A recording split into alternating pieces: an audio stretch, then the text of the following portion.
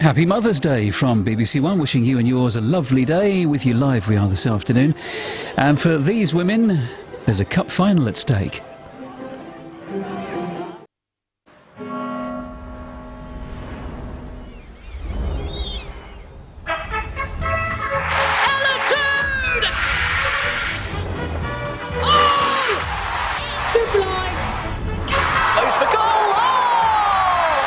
She's only gone and done it. Frank Kirby, who curls it in. Oh, it's Claire Banks. It's a wonder goal. It's absolutely superb. Oh my word! It's in. The Gunners fire themselves ahead. Everything they touch is turning to gold.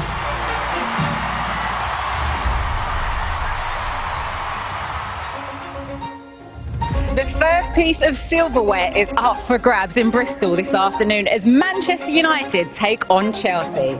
For United, it's a shot at history to win this competition for the first time. But standing in their way, Chelsea, three-time winners and reigning champions, and a team that knows what it takes to win on the biggest stage. Today, it's Dynasty versus Destiny. 24 teams. One trophy. A new chapter begins. Dreams forged in every match. Any script can be written and any dream feels possible. Round by round, they fell away. Now only two remain. It's inevitable. It's just Chelsea, three-time winners. Death, taxes, and a Chelsea win. The reigning champions. a collection of serial winners. A dynasty. Manchester United, Red Devils on the rise. Ready to claim their first crown. It's champions against contenders. Dynasty versus Destiny. Oh, a familiar feeling for Chelsea as they arrive at Ashton Gate chasing their fourth League Cup triumph. The reigning champions have played in the last 6 finals of this competition, and after a challenging league season by their own high standards, the Blues will be eager to remind everyone that they are still the team to beat. Sonia Bonpasto's side knocked out Manchester City in the semi-final, and now they'll have to overcome the red half of Manchester to add yet more silverware to their already crowded trophy cabinet. Manchester United arrive in the West Country to play in a League Cup final for the very first time. The Red Devils impressed everyone by knocking out 7-time champions Arsenal to reach this stage of the competition. But now Mark Skinner's side will be desperate to go one step further and bring the trophy back to the Northwest, writing a new chapter in the club history here this afternoon. And the fans have been arriving at the stadium in their thousands. It's been an electric atmosphere here all day, and they don't have long to wait for what promises to be a thrilling finale to this season's competition. So, we're all set for Manchester United to take on Chelsea in the final of the Subway League Cup, and kick-off at Ashton Gate is coming up at 2:15. And I'm delighted to be joined for this one by WSL and England legend Farrah Williams, and 2 players who, like myself, have very fond memories of this competition. Ellen White and Steph Houghton have 11 League Cup wins between them and know exactly what it takes to win this trophy. And the girl band are back together for the big occasion. We've been trying to decide who's who, but we're going to leave that for you to decide at home. But Steph, this is what it is all about: getting to cup finals and the chance to win silverware. Yeah, without a doubt, you play the season and you always have these competitions in your head as a player and as clubs, and especially for these 2 clubs. Chelsea won it a few times, Man United yet to win it, so this is a big day for everybody, especially in the football calendar. A trophy's the one that you want to win.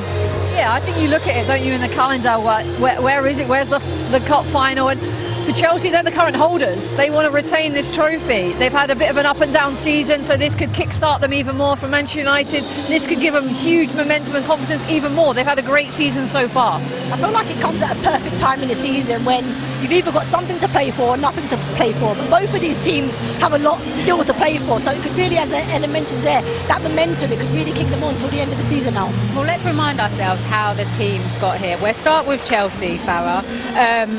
I suppose, like how you said, their season has been up and down, but to get here beating Manchester City. Yeah, that was a big win for them in the semi-finals. We know the momentum that Manchester City have had this season and how well they've been playing. So it was a big win to go away to Manchester City and get that goal from that cross, cap time with a header.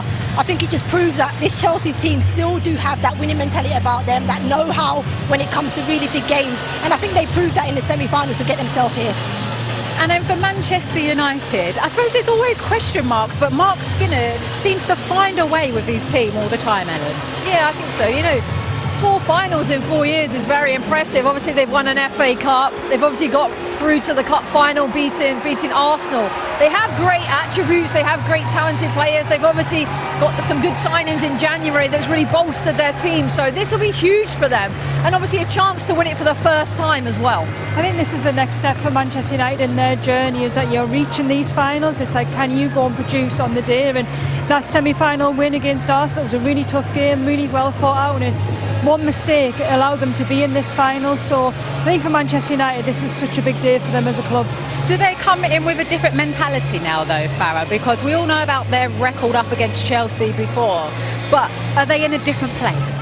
I think so, and I think in the 2 games that we've seen, both in the league and of course in that FA Cup game, the fact that they drew the first game in the league and they drew again in the FA Cup, it went to extra time. I think it shows how far they come, and I think they know how difficult they can make it for this Chelsea team, and they're capable of winning. But it is about those small margins, and you know, as I say, Chelsea have had the upper hand over them, but I feel like this season feels a little bit different for Manchester United. Okay, well, today is all about winning this trophy right here. Both teams know the challenge ahead if they want to be lifting this in a couple of hours' time. And actually, it was dropped off at Ashton Gate yesterday by someone who is on a big challenge of his own. Oh, can you just drop the League Cup off at Ashton Gate? On the way. As if I've got nothing else to do. But yes, of course I will. Because I'm nice. Is it this way? Oh, God. Oh. 1,000 kilometres in 8 days, and also sort out the trophy. I should not have told them that I was in Bristol, and it's not even Arsenal. This is worst case scenario. Nice trophy. All right, trophy's made it. Wow, I've made it. There we go. Good luck to United and Chelsea. Hope it was worth my detour. Now I'm going to get back on my bike. Which way to Edinburgh? Greg, thank you so much and good luck on your big comic relief challenge. So the trophy is here, and these are the teams that have been picked to start today's final here in Bristol. Chelsea make 2 changes from the side that beat Manchester United 2-1 in the FA Cup last month. Sandy Baltimore and Kadisha Buchanan coming in for Ellie Carpenter, who's at the Asia Cup, and Naomi Goma, who is out with a knock. And as for Manchester United, they will also make 2 changes from the last meeting, with Jade Riviere and Elizabeth Turland coming into the starting 11. OK, let's get the thoughts of the captains and the managers who have been speaking to Joe Curry. Well, Erin, we've got a sellout crowd, there's a trophy to defend. These must be the special moments in your career. Yeah, certainly the games in the calendar that you circle and you really look forward to. So, yeah, we've been building foundations in place for a few months now, first half of the season, but now really feels like the second half of the season and there's trophies at play. Well, Maya, this team is getting a real taste for cup finals, but what would a first League Cup trophy mean to this side? Yeah, you know, they're always really exciting to play in every year. Since I've been at the club, played in the final, which is great. Yeah, I only won one, so time to get a second one under my belt, but yeah, it's such a special team, and we obviously want to win this trophy, so yeah, we'll be giving it our best shot. It's not been the most smooth season so far. What would winning a cup at this stage do to silence the doubters? Listen, I already said, I think we want to win for ourselves. I think we know we have a lot of quality. We have all the talent to grab the trophy today. And I think we are doing that for our team. Because when you win, it's really special and you create these memories. That's really important when you are an athlete, and that's what we are focusing on. It's the first time Manchester United have been in a League Cup final, a highly proud moment for yourself, for the team, for the whole club. What would it mean to take this trophy back to Manchester tonight? It'd be huge, it'd be huge. Look, we've made history by getting to it. We all know that we want to be in the final to win them. We accept the challenge of the Chelsea team we play against. And I want to see us, I just said before, you don't get this time back, girls, so let's make sure we express ourselves properly and show our quality, and then look, we can beat any team. So if we believe that, then we're going to this game in a good space. Well, one player in a good space and who's going to be looking to impress today is Melvin Mallard. The United star is a long way from where she calls home. And this week we sat down with the star striker to learn more about her incredible journey. Mallard through a goal and fires it in. I'm Melvin Mallard, striker, Manchester United.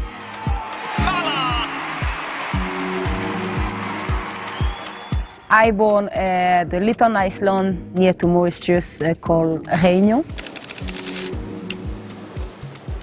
It's a beautiful island with every time sunny days, water, food, fruit, a lot of nice persons. My family describe me, I'm a very happy person. Oh my goodness! That is crazy. I'm not scared. If I want something, I do. When you are with me, you're not boring. It's okay. The people love football over there. Everyone watch football on the TV, everyone they go to watch in the stadiums. When I try football, I said that is my sport for me.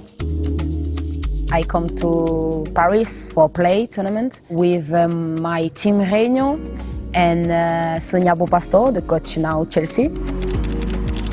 See me and call me, tell me, Mel, come to Lyon. And I said, okay, 14 years, but okay, I come. When I leave to Réunion, I come to Lyon myself. And of course, if I'm stay in my Iceland, it's not the same in France, but I know what I want. I know it's for football. Every night I put my shoes and my boots and I go to the pitch and I'm happy. United are close to getting Lyon striker Melvin Mallard on loan. She's going to be looked upon as a replacement for Alessia Russo. The club, it's very historic, very big. The people here, it's so nice with me. When I play football, it's singing my name on the stadium.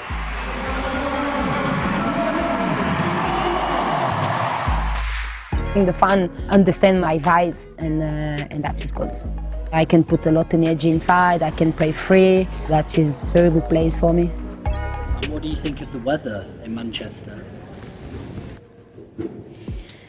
It's so bad, no? Seriously, guys, my God. I think I change a lot the energy here. I come to the meeting and I scream, hello everybody. And everyone says, man, calm down. I said, why?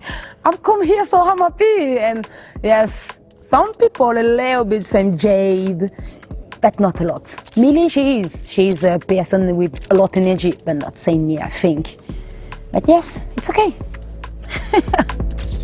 I'm very excited to play the League Cup final. For this club, we deserve that. And if we win, we put the name again in the story. That's what we want. I'm confident for win, yes, of course, because I believe this team, I believe this club, and we are here for win everything we can. And yes, we need to stay focused and play good. Ciao. Well, the weather is not the best here today, but it has stopped raining. But Ellen, she is someone that is full of personality and a big character in Manchester United's changing room. Yeah, I just think her energy is so infectious, isn't it? And she's right. The weather in Manchester is very bad. I would agree. She's been phenomenal for Manchester United since she came. Her goals, her physicality, the way that she can influence games. I think she's been amazing for Manchester United. 8 goals, 10 assists this season, and most prolific for Manchester United. And she'll be really, really tough opponent for Chelsea's defence this afternoon. And she does have a great partnership with Jess Park. And I suppose there was a lot of eyebrows raised at the start of the season when we saw Grace Clinton move into Manchester City. But the player Manchester United got in return is of star quality. I don't think any of us would have predicted how Jess Park's played this season. I think she's come into this team, she's been influential, like what Ellen's making good passes, but the most important thing, biggest improvement for Jess is that when she plays that forward ball, she's not happy with just sitting there. She wants to score goals, she wants to get in and around the box, and she scored the most goals outside the box in the whole of WSL, which says something about Jess and her drive, is that she wanted to add them goals to the game. And today Chelsea have to really keep an eye on her, because for Manchester United she's really made them tick this season. Yeah, well, one person that Manchester United will have to be keeping an eye out for is Lauren James, who, good news for Chelsea, Farah, because she signed a new contract staying at the club to 2030. And the club, I suppose there's been a lot of talk, so they needed some positive news. Yeah, absolutely. I think it's a fantastic signing for them. And she'll have a different role today. We can just see her here playing in the 9 in the absence of Sam Kerr. A natural striker, and it's where the arrow of the point is where a striker would run. Lauren James don't have those natural instincts in the 9. You'll see here, as they get into the final third, and number 9 is getting across that near post, across the near side defender. Lauren James does it. She holds out a little bit and actually could have been or made something of this cross that comes in. And again, we'll see it here. There's Nuskin. You just see them both highlighted. They come into the picture. She's sitting in a pocket with Nuskin. One of them needs to stretch to allow that pocket there to open up. Neither of them do it. And Chelsea have to recycle the ball here and start again.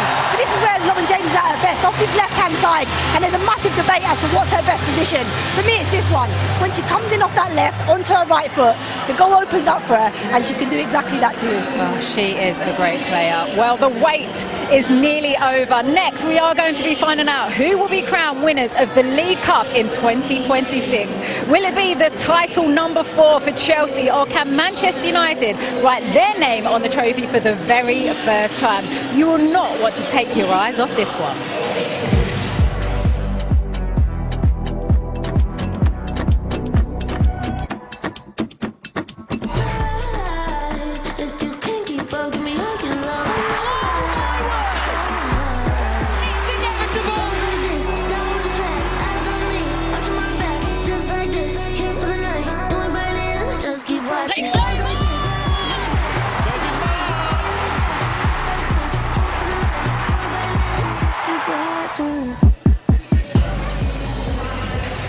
Well, only 3 teams have lifted the trophy since the competition started back in 2011. Arsenal, Chelsea and City. Does that change today?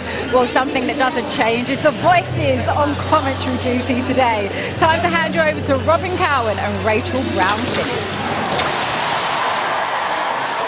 Thank you very much, Alex, and good afternoon, everyone.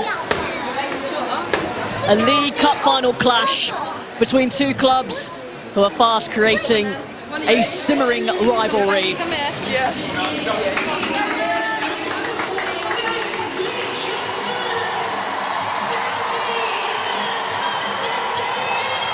Just 21 days after meeting in the FA Cup, they meet again, but this time with a chance of silverware.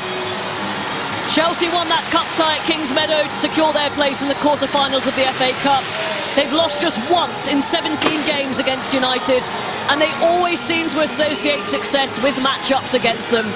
Whether it's winning the past 2 WSL titles away at Manchester United or beating them at Wembley in 2 of the past 3 FA Cup finals.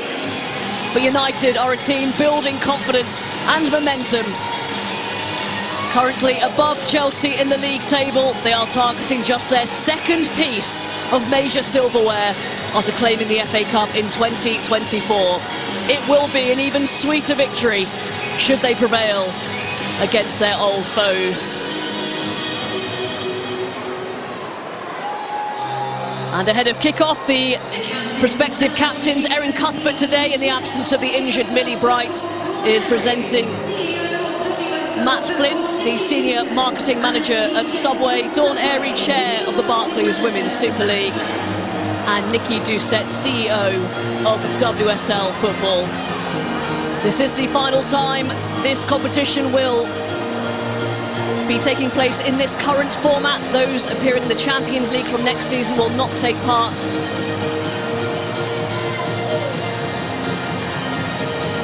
And for Manchester United, the ever-present captain, Maya Le Tissier, presenting the dignitaries to her team.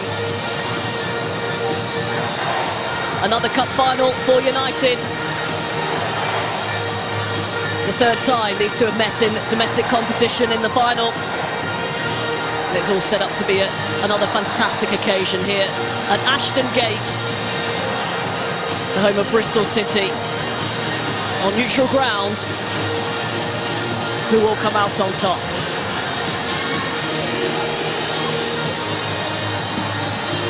And to complete the formalities ahead of kick-off, we will have the national anthem.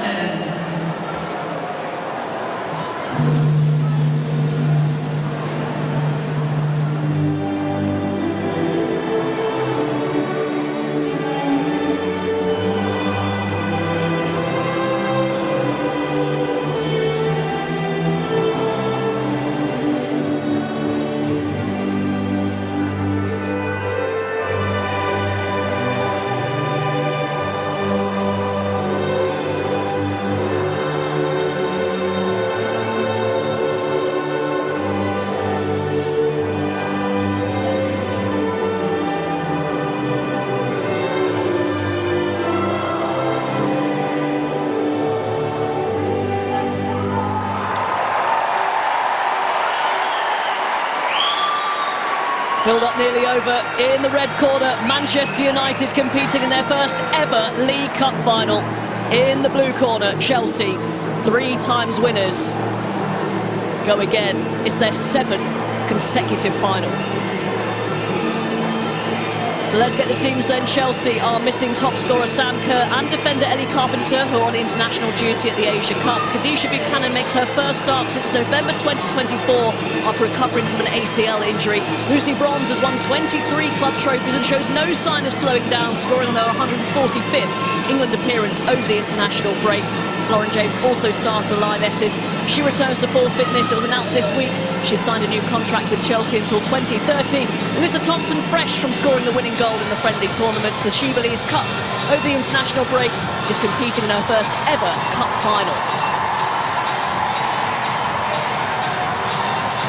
As for Manchester United, Hinata Miyazawa, an ever-present in the midfield, is away at the Asia Cup with Japan. Jade Riviere returns, having missed the last 2 games with injury. Millie Turner's absence from the 11 is tactical, we understand. Jess Park scored for the Lionesses in their 6-1 win in World Cup qualifying over Ukraine, continuing a sparkling season since joining United from Man City in the summer. She has 9 goals in all competitions. Top scorer Elizabeth Turland, who scored the winner against Arsenal in the semi-finals of this competition, also comes in.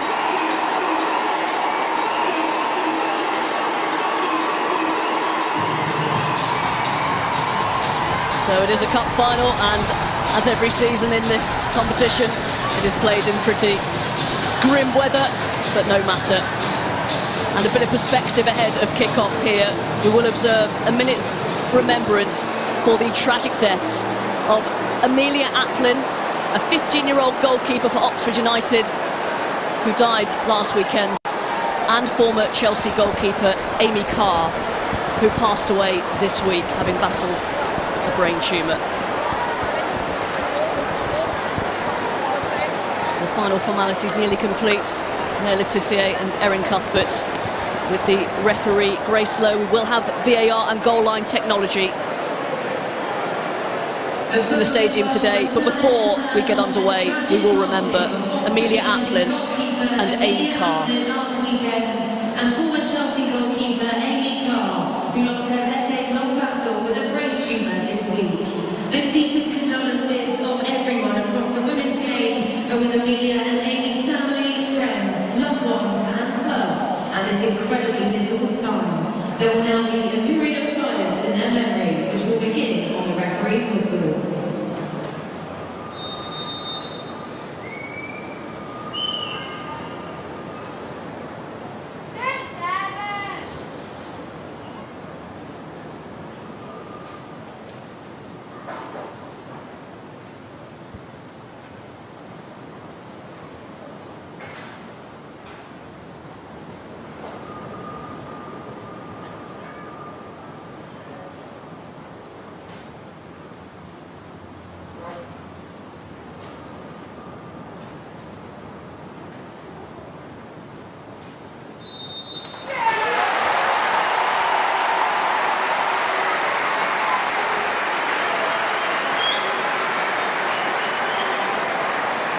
So we're just about set for the action here at Ashton Gate. It is wet, it is windy, it is wild, and the storyline ahead of this one is compelling. Manchester United seem to always fall at the hurdle being Chelsea on a number of occasions. Can they clear one and claim another piece of silverware? As for Chelsea, well, the season hasn't gone as they'd like, but they still have the opportunity to retain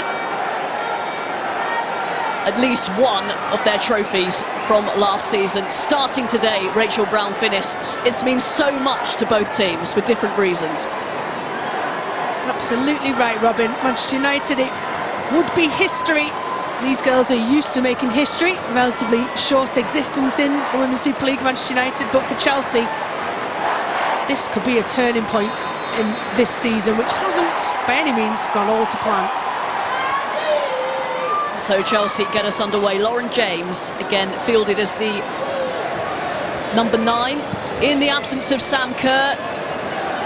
Myra Ramirez also out, and it looks like she's going to miss the whole season, so having to come up with a different plan as an attacking option, but it did the job after extra time 21 days ago when Chelsea managed to beat Manchester United to reach the quarter-finals of the FA Cup. Here goes Lucy Bronze.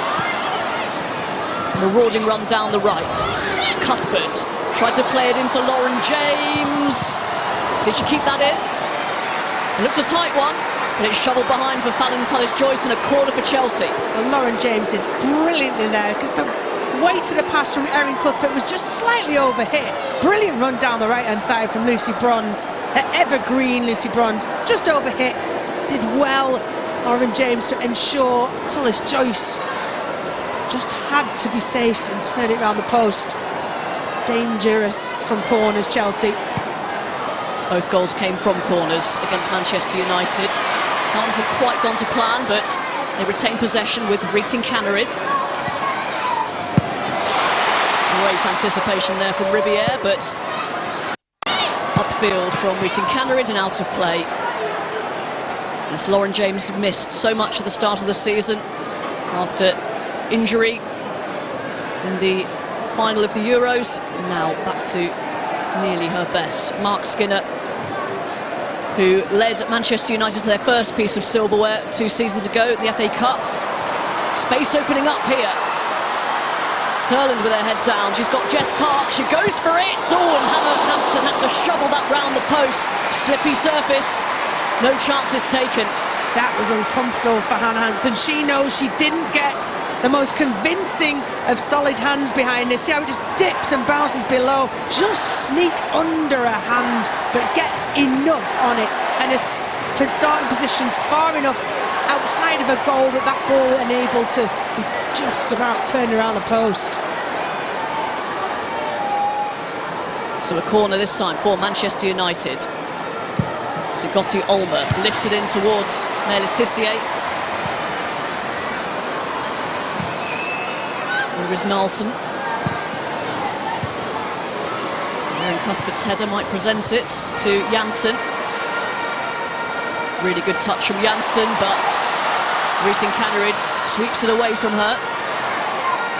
Here's Nusken. Excellent play under pressure. She was surrounded, and now Chelsea finding the gaps. Reeting Cannerid into Lauren James. A deflection from Maya Le Tissier. Out of play. Another corner. Well, that was brilliant from Le Tissier. I was watching from a defensive point. Chelsea were overloading down this left-hand side. Le Tissier was screaming at Jess Park to get back and help her. She's 2v1.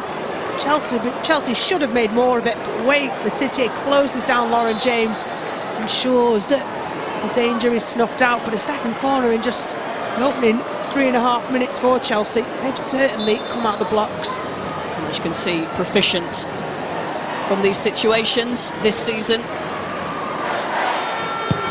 Cuthbert delivers low. Oh, it's a slightly awkward one. It's fizzed away from everyone.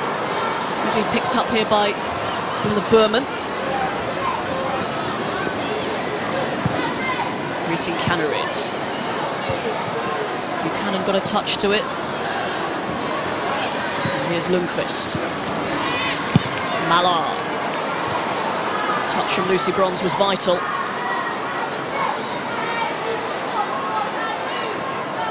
Chelsea playing a high line and Manchester United looking to exploit it. Baltimore back to Lauren James.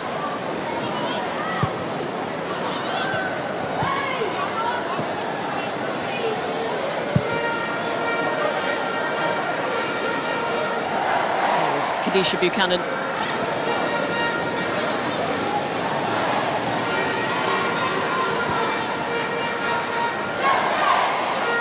Big shoes to fill for Buchanan coming in today, not had much playing time this season. Naomi Girma, minor injury, keeps her out, maybe an eye ahead to Champions League. That's still the elusive trophy for Chelsea. A good 16 months out, Kadisha Buchanan. A very experienced player to come in and take up that centre-half role.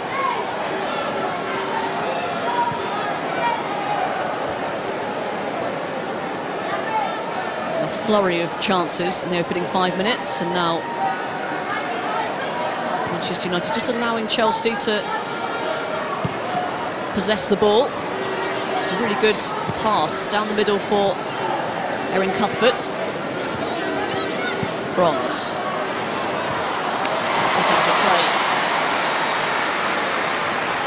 Yeah, nice playing out from the back. Hannah Hampton just putting her foot on the ball, wanting to draw Manchester United out of shape so he can find the opening. And with a precision of pass, Lucy Bronze ended up in their attacking third. That's the whole purpose of playing out the back.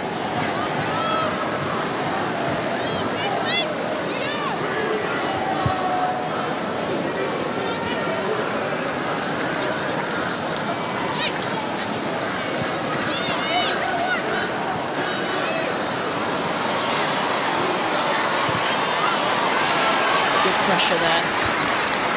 Erin Cuthbert, full of energy as always. What a signing she's been, Erin Cuthbert. 17-year-old coming down from Scotland. 15 major trophies with Chelsea. Could make it 16. The deflection has taken into the path of Cuthbert. Just crowded out. Good strength shown by Buchanan. Chelsea just taking control of the game in this last few minutes. Lassie Rattick more composed. Newscombe couldn't return the ball for Thompson Park. Zigotti Olmer, and now Mallard. Turland in behind, or is she? No, Buchanan, brilliant. That was such a dangerous moment, and she dealt with it brilliantly. Excellent tracking from Buchanan. Lovely ball from Zigotti Olmer. Mallard has had a season of her life. This time provider. She has been on numerous occasions this season, but brilliantly matched by Buchanan.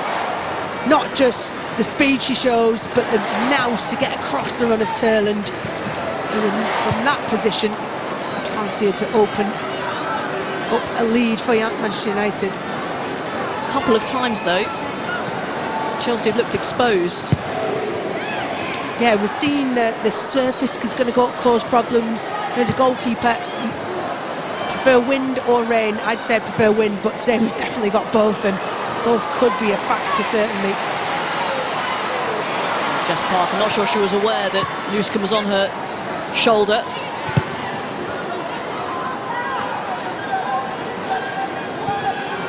Burman scored an equaliser in extra time for 20 in the Dutch Cup final last season, which they went on to win on penalties.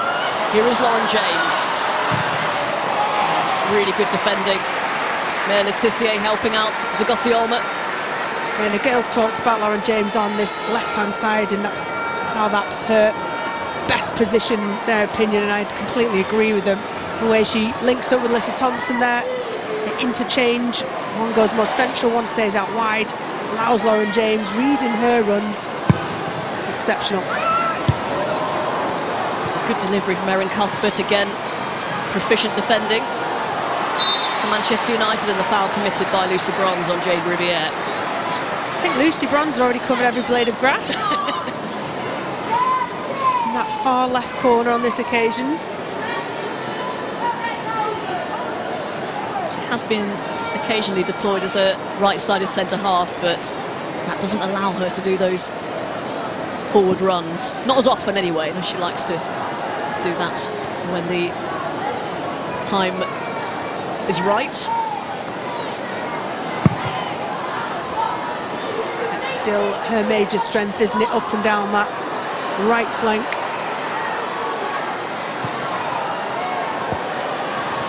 She's trying to pick out Ritin Canarid. Lundqvist got there first. You can see both sets of players just getting used to the surface. I mean, you've had your warm-up, so you've obviously had a feel for it, but it's when it's match tempo, and the ball's really getting fizzed and you're being closed down as quick as you're ever going to get closed down, and all the adrenaline settling after that whistle blows for the start of the match. It's a bit of a different prospect, so I would agree, still getting used to that tempo, the way it's fizzing around.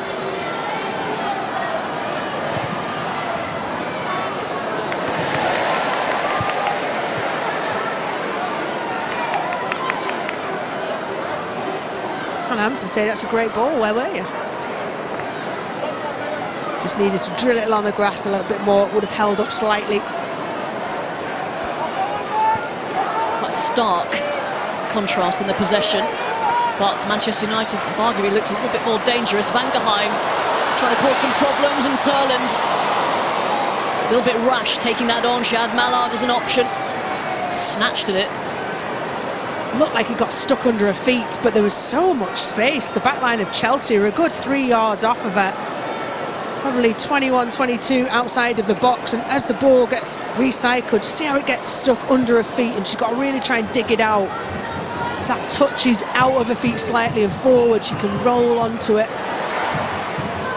Yeah, I can think of 3 chances that Manchester United have had strikes on goal. None of note for Chelsea.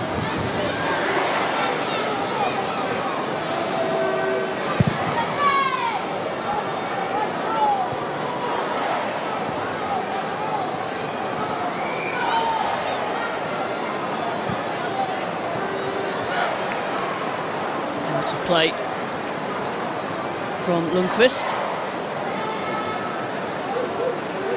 This was the Asia Cup going on. Both teams missing key players.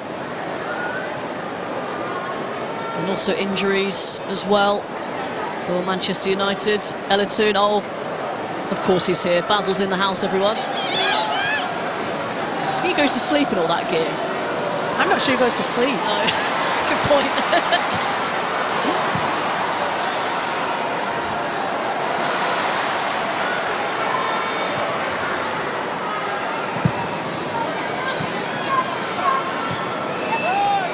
Park. Really good run from Van Gaheim. First time ball in. Had a bit more time to measure that. Or Buchanan. Oh, she held on to it for a fair while there. Managed to find Berman. And that's a really good pass out to Nusken. Receives back from Lauren James. Chelsea moving the ball up the field with precision. But on that last attack, Mallard was just left completely on her own. And I'm not sure that Chelsea were prepared for a 4-4-2, which is what Manchester United have really set out as. 2 strikers, Turland and Van Gaheim up top. And certainly causing them problems defensively, Chelsea. Jockeying from Jade Riviere.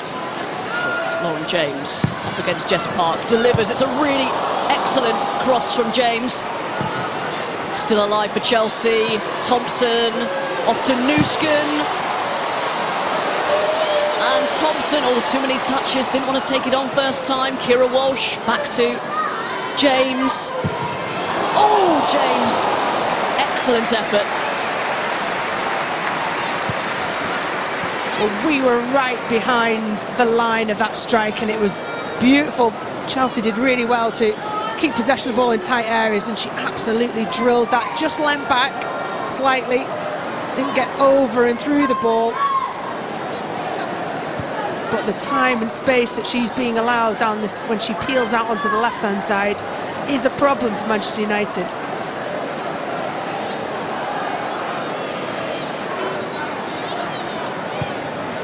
Really started her senior career, at least, Lauren James at Manchester United, helping them to promotion to WSL in 2018. Eventually moving back to Chelsea, where her footballing career started, and scored a hat-trick against Manchester United at Stamford Bridge in January of 2024. November. After the first goal went in, she was being booed regularly by United fans. So I think they've learnt their lesson. Fickle, aren't they? But Lauren James has said Manchester United, the part that played in her development, in her career, that she might not be doing what she was doing at Chelsea if she hadn't had her time at Manchester United. So she was a key player for Manchester United at a young age in a senior team, and those minutes playing senior football are absolutely vital for developing any young player.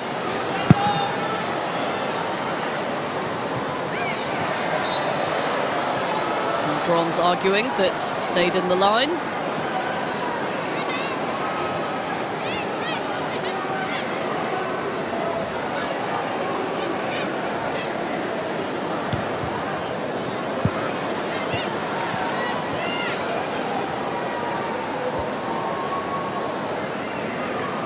Such a big game, and for Manchester United, such a big player missing. Miyazawa, you mentioned, is away at the Asia Cup. Zigiotti and Miyazawa have been absolutely unbelievable this season for Manchester United. Pretty much ever present, I believe, this season. So to be broken up with Japan, possibly if they make it all the way to the final, be away for the Champions League game as well. More juggling acts for Mark Skinner and his team.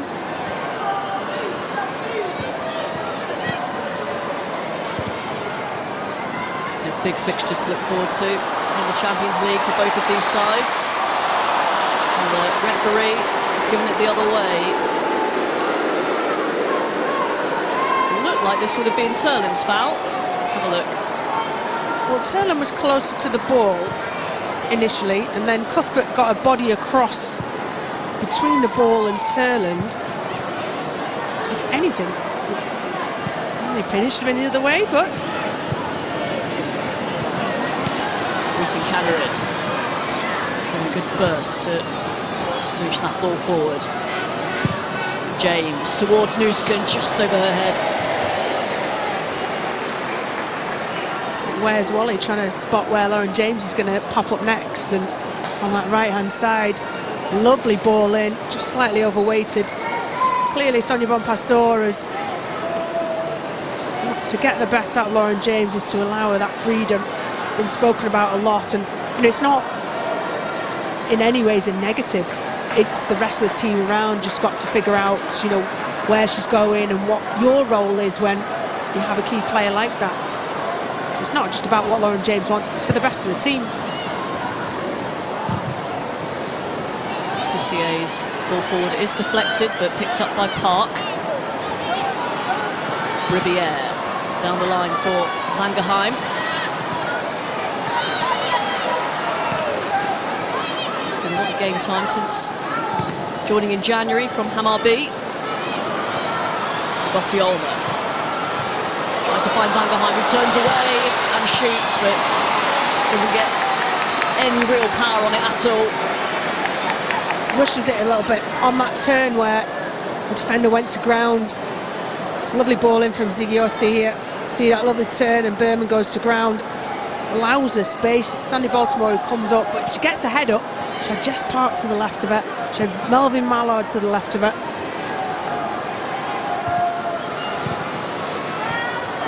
Certainly Manchester United at the moment who you would hedge your bets to score first. Chelsea, lots of possession. Lauren James popping up in lots of different areas, looking dangerous with great quality. Oh, and that's an error. Lauren James, can she take advantage? Of course she can!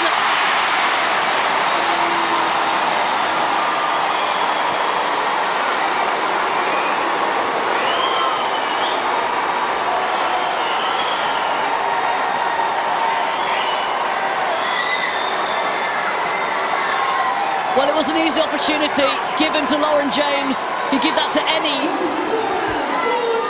player, it's going to be an opportunity. It was never going to be passed up by James, who scores her first ever cup final goal. It's a horrible moment for Janssen. Chelsea in front, and it's a gift. Well, she's been a sparkle, hasn't she, for Chelsea? And just as saying, Manchester United looked likely to score first. I had gone on to say that Lauren James looked to be really dangerous, and to give anybody a gift at Chelsea, it would not be Lauren James if you're Manchester United, but what a composed finish, fully deserved. She's been on the ball more than anyone for Chelsea. Excellent goal.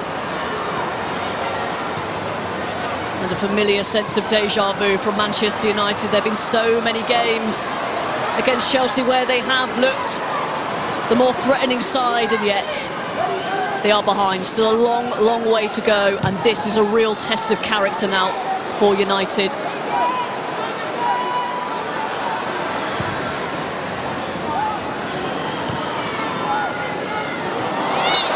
Trip on Bronze. Rachel for Janssen. Sure what went wrong there? Lauren James closed it down really hard, and her touch was not perfect. She had to think where the ball was going, and really it should have been lofted, hoofed, which I know modern players don't like to do, but safety first. Need to be tight control and swivel your body to play back to Tullis Joyce. Looked like the throwing took her by surprise. Really good play from Turland. Park. Baltimore had a little nibble, but she's found Melvin Mallard. Burst past the defender, it's a really good cross in. Just can't quite find a teammate. Yeah, she put the burners on past Lucy Bronze. It's an excellent bit of skill from Melvin Mallard. Just draws her into a little stab, Lucy Bronze. Just overhits that cross.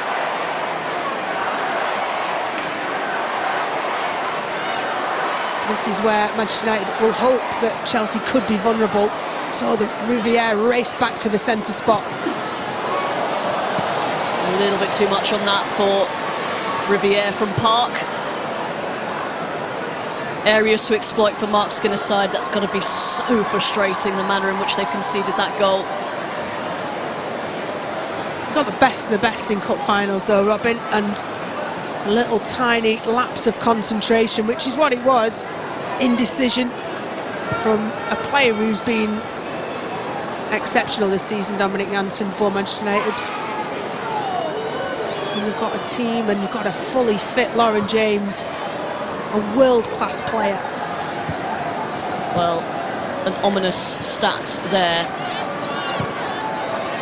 If you're a Manchester United persuasion, and the last team that managed to beat Chelsea after they scored first was Liverpool in that crazy WSL game, Emma Hayes' final season.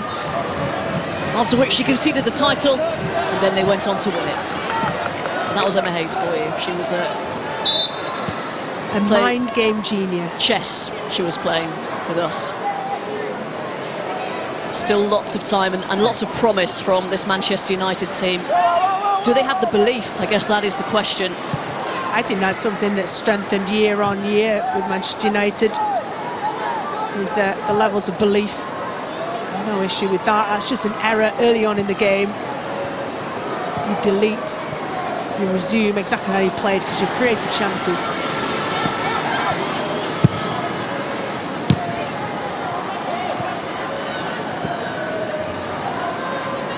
Buchanan shrugs off the challenge of Van Gaheim.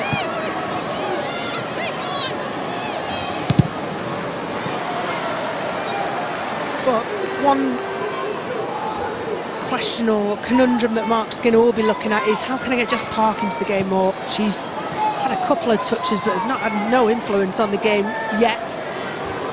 So arguably been one of the star players, certainly from a stats point of view, throughout the season. He's in great form.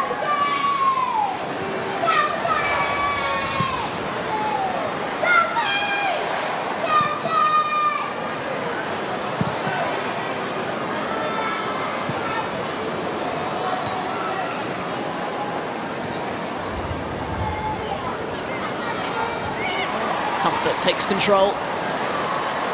Finds Baltimore. James. Baltimore. Well-timed tackle from Riviere. Just stops the momentum of Baltimore, but she will come again. Drops the shoulder. Not once, but twice, and then Riviere does really well. Keeps her concentration. Vangerheim with some really good hold-up play.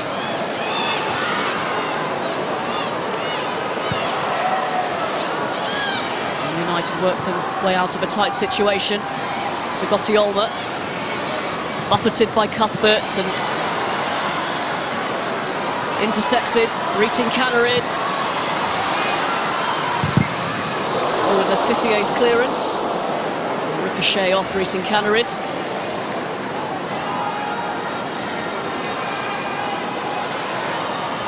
Yeah, Zigliotti just caught in possession in what could have been a really dangerous area, trying to play out, crowded out by Erin Cuthbert and Reeting Canarid. Good recovery of shape from Manchester United. Albeit Chelsea's season hasn't gone entirely to plan, they are still a top team. More than ever, with any doubters, they'll be wanting to prove that today.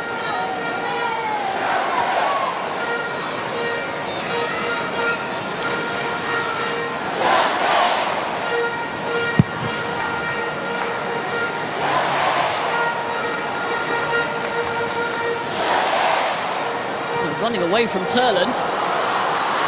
And she plays in Vangerheim. Needs a bit of support. Here's Park. Wants to go for goal. Yeah, goal scoring record's excellent from outside the box, Jess Park, but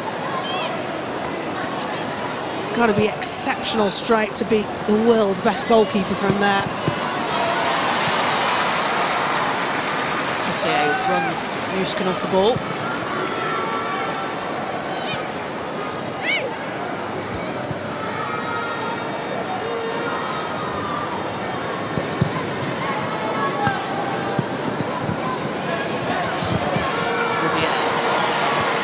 Turning inside of Thompson.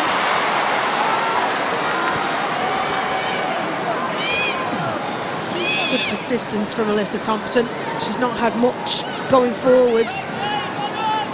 Sometimes in big games, as attacking players, you have to stick to the grind of tracking back when you needed to and do that job really well. Sensational ball from Turland. Baltimore just a touch stronger than Park there in that shoulder to shoulder. Turland has played some exceptional passes.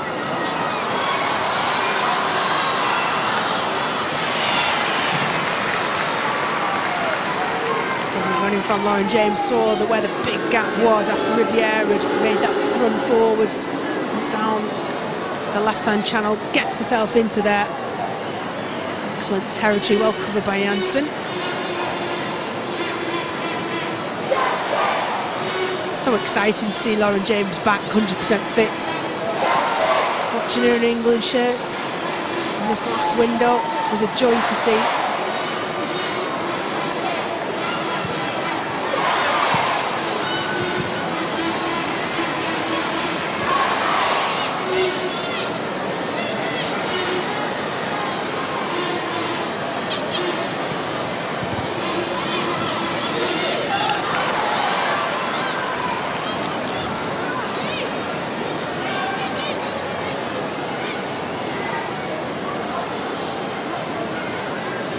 Have shown they can come from behind this season memorably. 3 goals down against Spurs, managed to get a draw out of that. Can they do it against this Chelsea team who have shown some cracks in the armoury this season, but still have that hold, create that fear factor against opposition.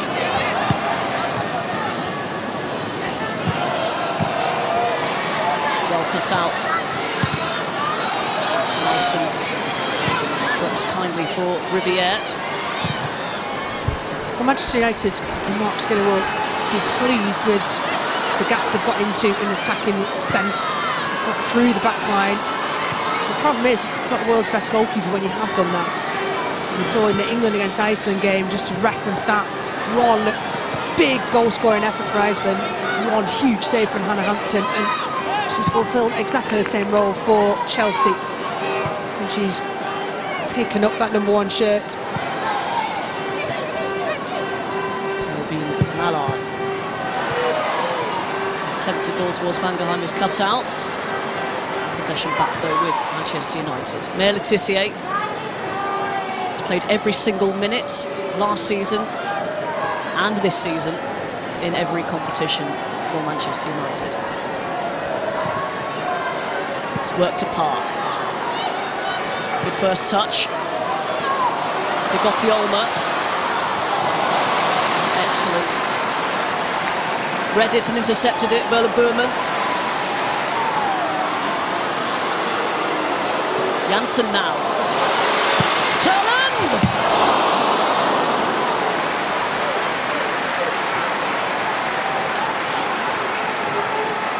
Well, it was a wonderful build-up play from Manchester United. Dominic Janssen sees the space, drives into it, draws players, lays it off to Turland. Oh, she sees the gap. Hannah Hampton, good start position, just drifts wide, doesn't it? If that had stayed straight, could have crept in that post.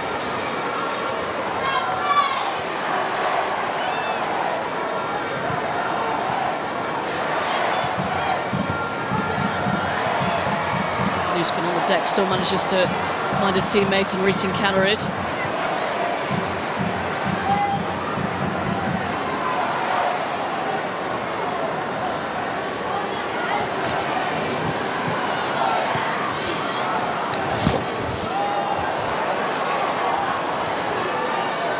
Nelson, Riviere.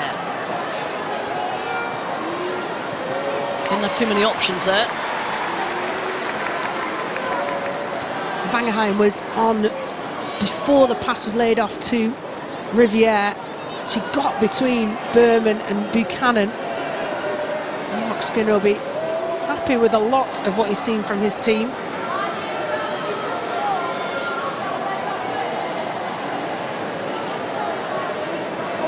Long throw being prepared from Riviere.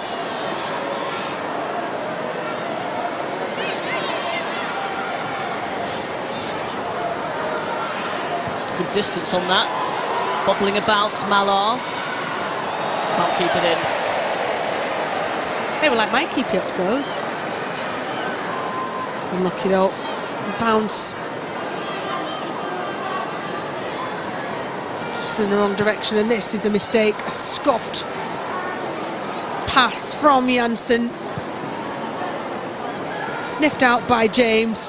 Closed down, and then the finish is a no look. Swipe of the left foot. And the inside post of Tullis Joyce. Clinical finish. And yes, in front of her former supporters. Slightly provocative celebration, nothing too hot. I'm not sure how appreciated it was for those behind that goal. Nelson crowded out. Cuthbert was drifting wide. And she's got that range, Erin Cuthbert, and driving towards the centre.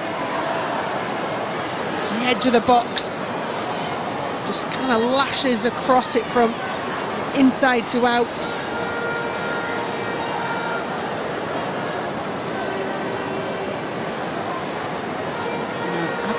Scored since October, 14 appearances. Erin Cuthbert, that was a Champions League game against Paris. Van Gaheim. She seems to be growing in stature. Park.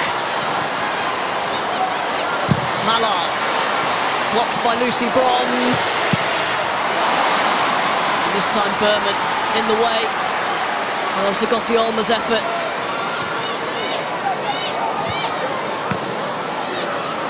Turland shrugs off the challenge of Ritin Canarid. Turland!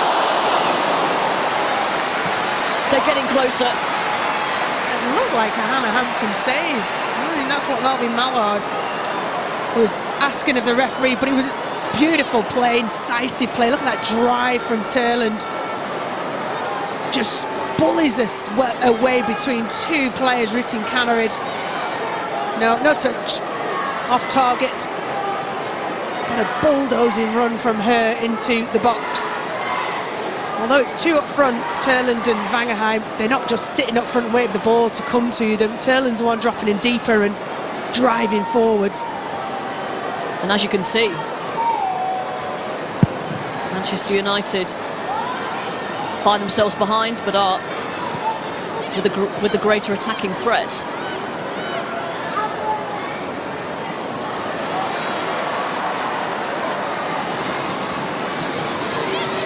James, twinkle-toed, sends the ball in. Well defended, although Zagoti Olma attempted pass out, was cut out.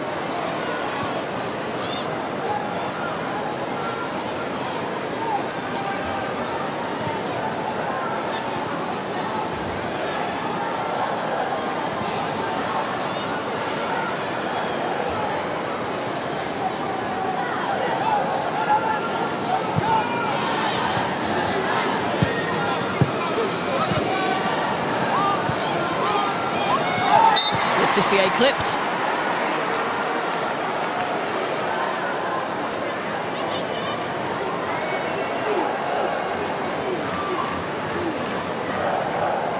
I don't think we've ever had a 0-0 in the League Cup final, and that remains. That's quickly one to tick off the stats, historic stats.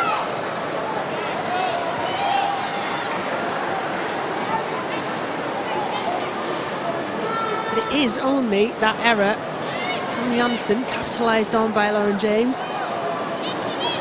Manchester United have very much matched Chelsea so far. And the team that has scored first has won 10 of the previous 12 finals. Manchester United is still very much in this.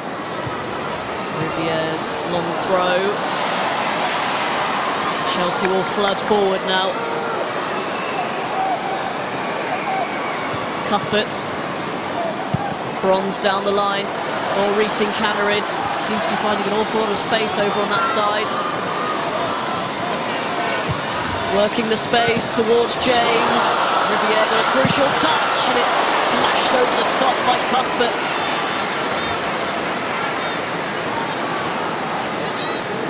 Exciting break, wasn't it? Started by Lucy Bronze down that right-hand side, feeds Ritin Canarid, and they're flooding numbers forwards. Nusken just probably needed to hold that gap on the edge of the box, but there was no one else further forward. And Lauren James did get caught by Riviere.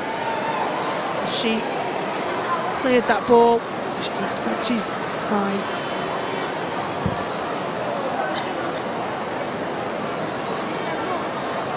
Interesting decision by Mark Skinner to deploy Lundqvist as the left back with Janssen as the centre half.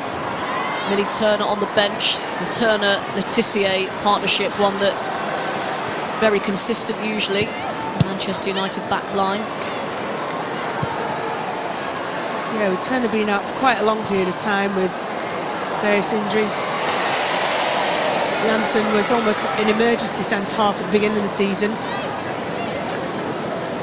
Well, it's been quite some partnership, so I can totally understand not wanting to break that up. Here's what else is coming up for you on the BBC tomorrow, 7 o'clock, BBC 4, the Players' Championship highlights. Next offering the Women's Super League, West Ham against Manchester United, Wednesday night on BBC 3, we'll start at 7:05. Champions League highlights, round of 16 second legs on Wednesday, 10:40 on BBC 1. And Athletics World Indoor Championships for you Friday at 9 AM on BBC 2.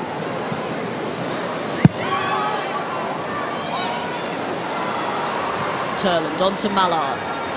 Lundqvist making that overlapping run. Mallard turns inside. Finds Jess Park a bit congested down the middle. Manchester United go back to start again.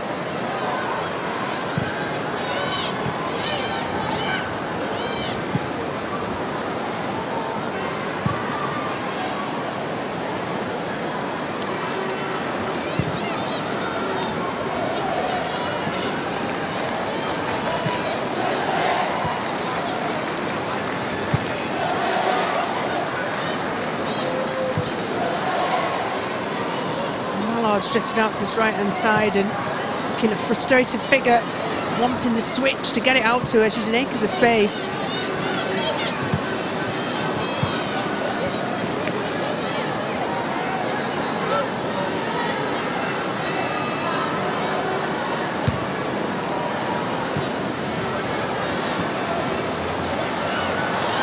Nusken sets through Alyssa Thompson. Thompson to make it too. Oh, what a recovery that was. Wow, I was just thinking that is what Alyssa Thompson is electric at, getting between the centre halves on the run. Who's catching her? And just as she puts the brakes on to compose herself, May Le Tissier gets in a phenomenal captain's challenge. What a recovery run, timing. Brilliant from Le Tissier. Well, had that been converted, got to say, Manchester United really be in trouble in this cup final. Potentially game-saving from May Le Tissier.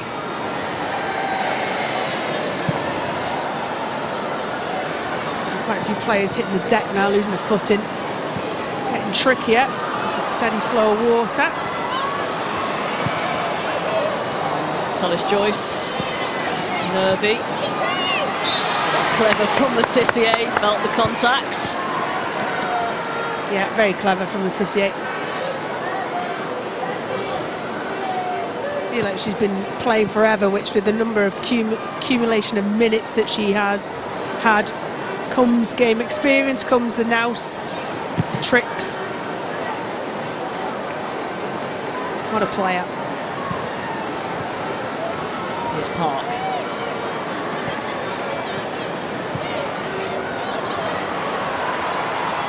Will just about keep that in.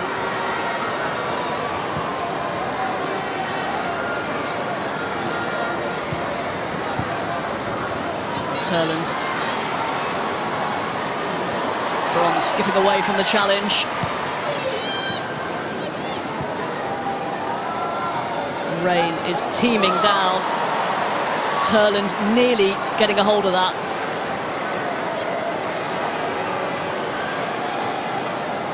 Kira Walsh just doing enough in that pivot role to keep possession for Chelsea.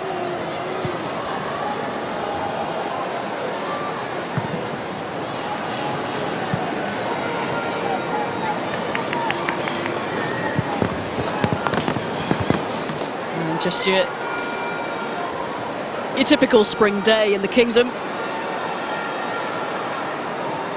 Yeah, can't see much beyond the roof of the stadium. Foggy, misty, probably a little more than drizzle pitch side. It'll certainly be a change of boots for some, certainly a change of shirt for others. Stay warm. Mallard anticipating. Still got a lot to do. Up against Buchanan.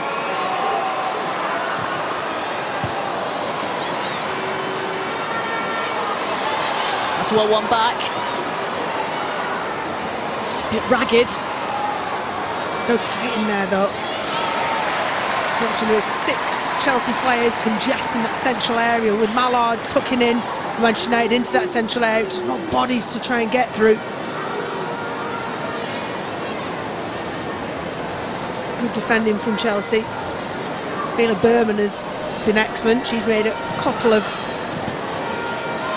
really decisive interceptions.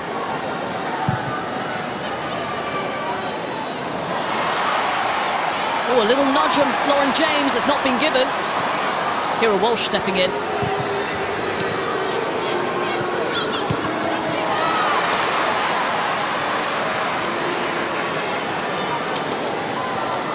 good battle in midfield. Both managers will have made it very clear that the midfield are key. And both teams, stopping them is imperative. Next to Kira Walsh and Cuthbert, Nuskin. Given time can be deadly.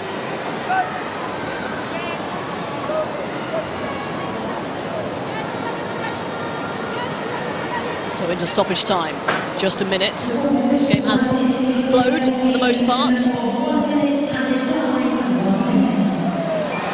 Turland showing good strength, but couldn't quite make her way past Kira Walsh.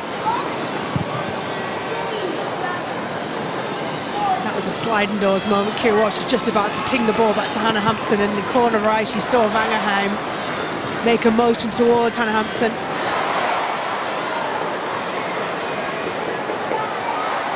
Great play from Turland. This would be a great time to score for Manchester United. Mallard can't quite find the space to shoot. Baltimore doing an exceptional job on her, but she's dug out the cross! Oh! Inches away!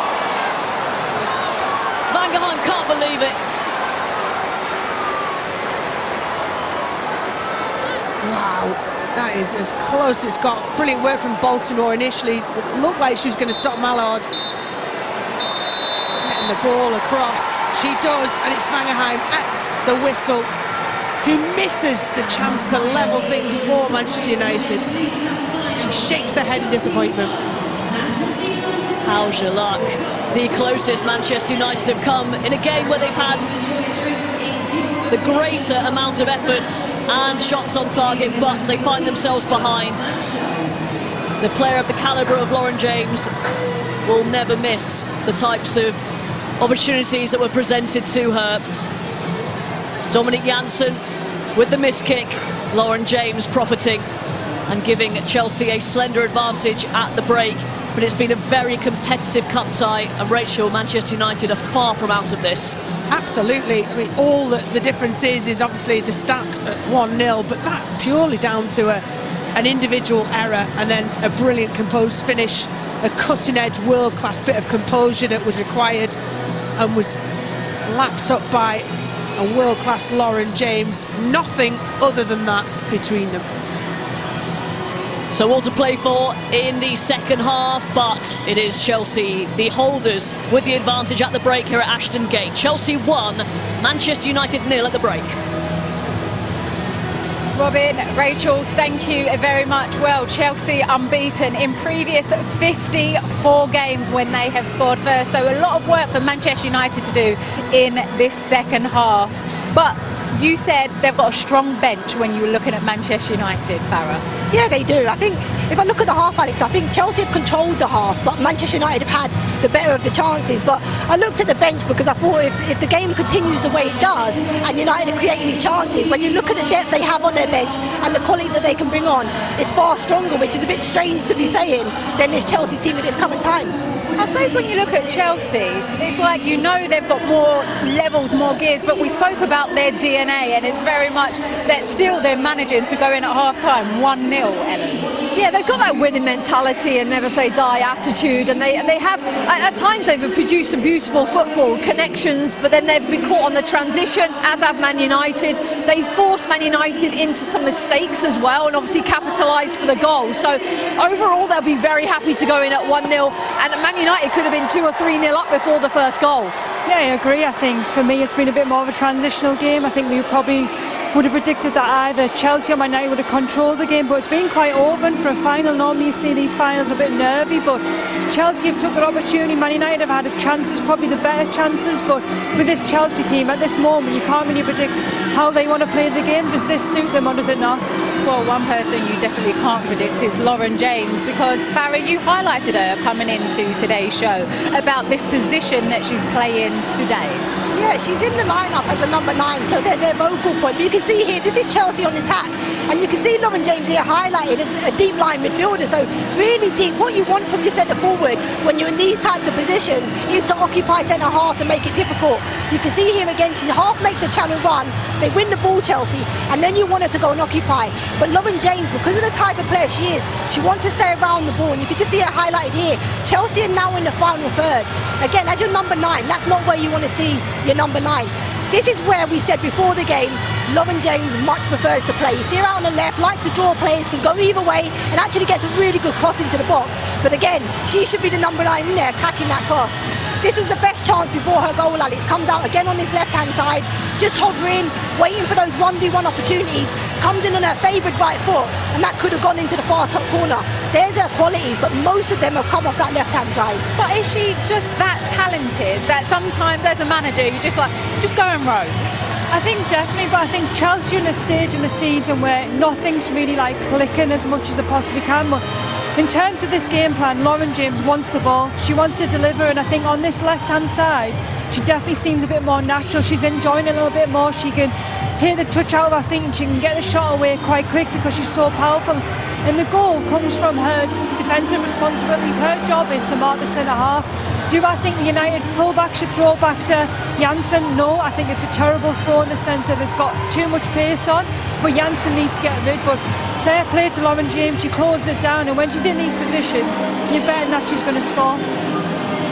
I think for me, if Lauren James is taking up those positions, Nuskin or Thompson or someone has to get beyond and occupy the centre halves, which they've been doing very well. Is whether they can keep that going, occupying the centre halves, or whether Lauren James is going to continue roaming and the players around her have to be watching what she's doing to help them progress up the pitch. I think Ellen's right there. It is about taking up those positions, but I think the connection's not there. So it's really difficult to work off somebody that has that freedom of play that Lauren James we've seen. So they are getting into the positions and occupying them, but not in sync. And that's probably why it's breaking down in the final third for Chelsea. And I suppose, Ellen, talk to me about Manchester United, because they've built their way into this game and actually they have had some chances. They have had some chances and they've broken lines. They've been able to run at the back line of Chelsea. Turlen in particular, really great dribbling, driving, shots from outside the box. They've had about 4 or 5 from outside the box. They could have capitalised, but they need that end product. We talked, Steph talked at the top of the show about Jess Park, the way that she can score from outside the box. It's taking advantage of those mistakes and those opportunities that Chelsea have given them, but then it's the strike, it's the end product. They have to capitalise, because Chelsea could go down the upper end and they can score. So they've had great chances. They'll be disappointed to go in at 1-0 down. I think Turner's done a great job around the defensive midfielders of Cuthbert and Walsh in terms of getting in around them and creating their own chances. And when they've got positions where they can drive at the goal, Chelsea are trying to drop off, whereas you need people to go to the ball, but ultimately they're creating the chances, and now it's that next final part, the decision making, the quality that Chelsea have shown for many years. Yeah, and I think for United, and we spoke about it, haven't we, they've had the better of the chances. Example, testing the goalkeeper Hannah Hampton, but all of those have come from outside the box. So for Chelsea, they will be pretty comfortable that they actually haven't got in behind this Chelsea backline. I think if they do, that's where the better of the chances will come. Okay, well, coming up on Friday is Comic Relief, a chance for us all to be a little bit silly, but of course, all for a great cause. Crikey, Britain. It's all a bit much these days, isn't it? I think we could all do with a bit of a laugh. So let's make time to let our hair down. Now she's ready for the runway. So maybe we should come together and do what we do best. And not take ourselves so seriously, because it can do some serious good. Because if we can't have a chuckle at ourselves, then what have we got left? Career highlight. Take yourself funny for money this Red Nose Day. Well, you can catch up on all of the highlights from the Players' Championship at TPC Shawgrass tomorrow at 7 o'clock on BBC4. Manchester United back in action in WSL on Wednesday as they take on West Ham, with live coverage starting at 7:05 on BBC3. And then English teams have plenty of work to do if they're to reach the quarter-finals of the Champions League. You can catch highlights from all the second legs of the round of 16, which will be available on Wednesday at 10:40 on BBC One. And there's also live coverage of the World Indoor Athletics Championships from 9 a.m. on Friday on BBC Two. I mean, we've got so much great sport coming your way, and it doesn't stop there.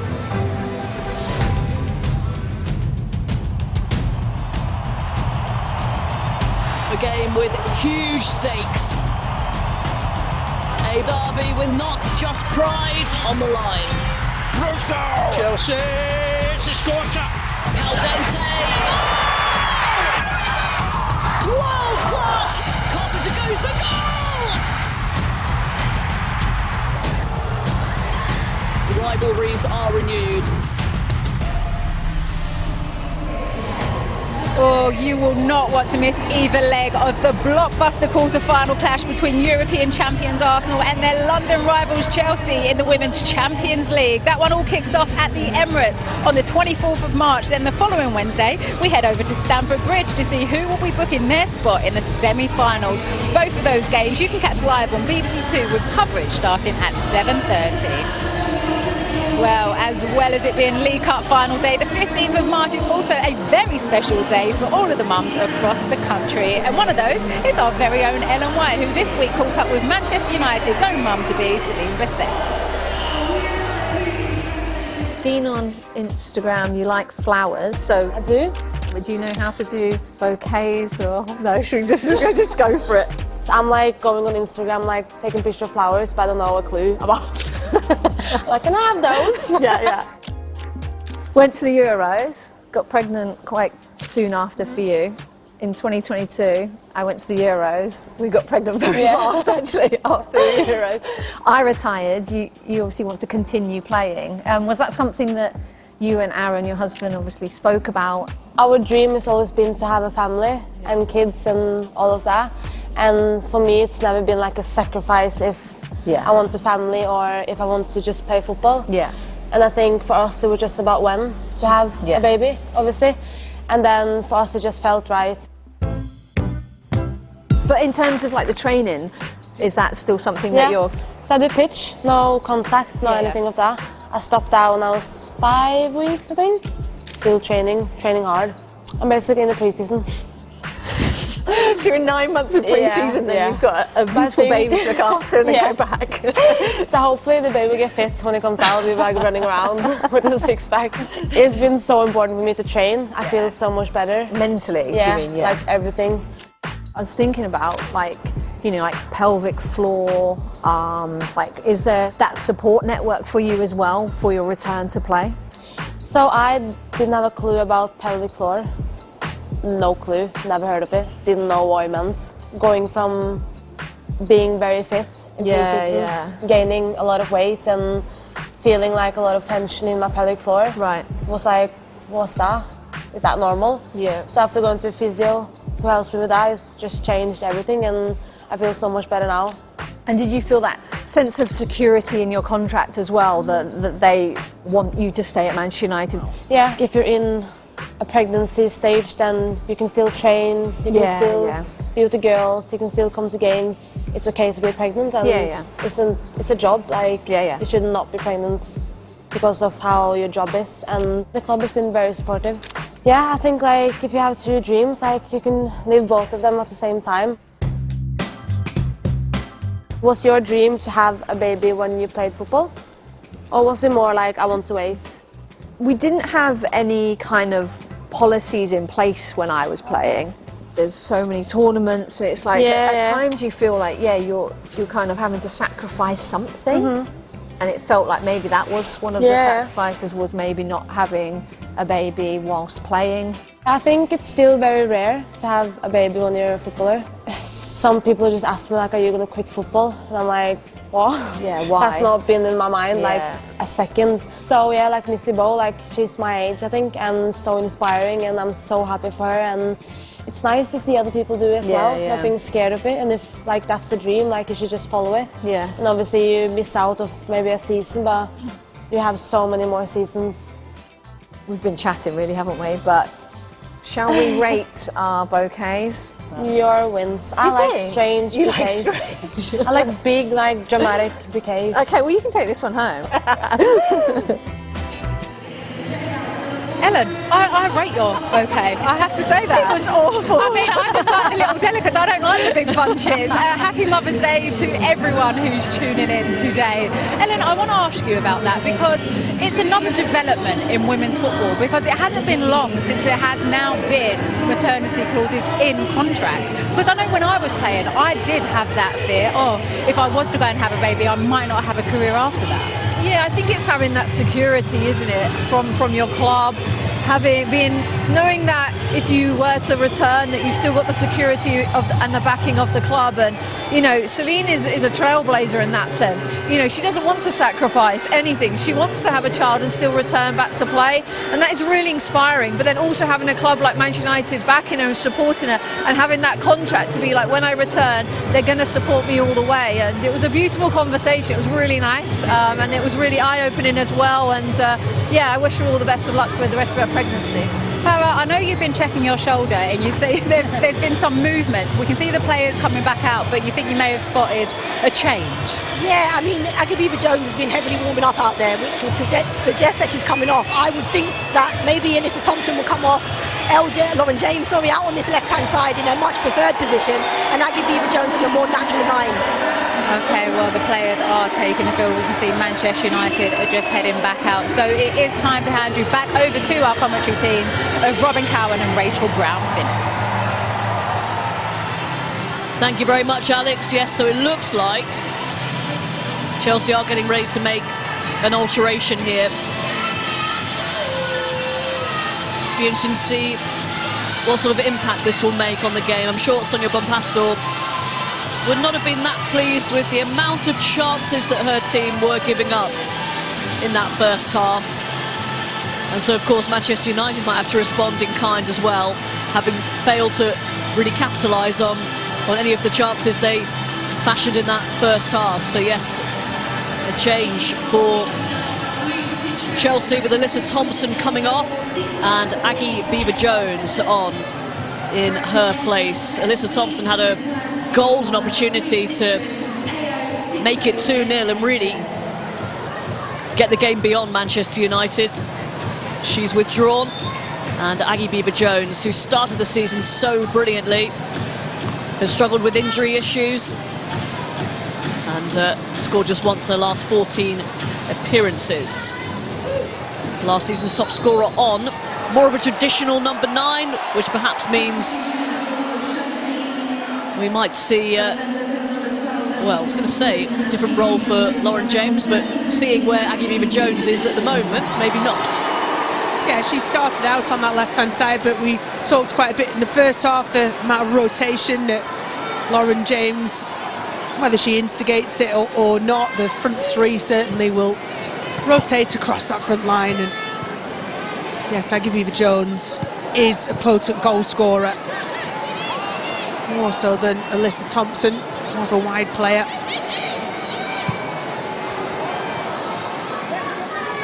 Alyssa Thompson arrived from Angel City in the US in the summer. I think it's a really good start to her Chelsea career. I'm not sure she's very used to playing in conditions such as these.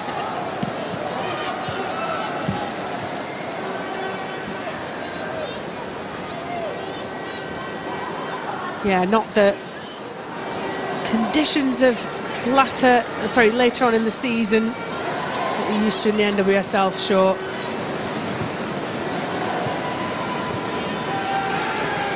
But I think, like every player who comes into the WSL for the first time from, whether it's the NWSL or Norwegian League or Swedish League, Germany, whichever country, from Asia or Australia, it takes them a while to get used to it because the intensity week in, week out is off the scale.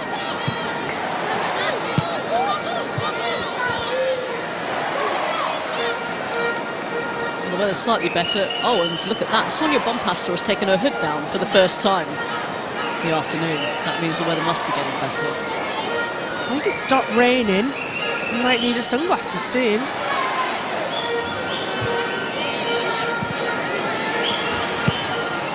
Riviere. Oh, Mallard! Great attempt. Yeah, lovely improv, wasn't it? It was just behind her, so she couldn't get a head on it. Quickly angled her body, good ball in for Riviere. And it does come off the shoulder of the defender of Kadisha Buchanan. And that's why Lucy Bronze is chasing it down hard. Lucky escape for Chelsea. Gotta love the attempt. Well, that's given away. Buchanan to Nalson. Will she take it on herself? It's Nalson! Turned aside by Hampton.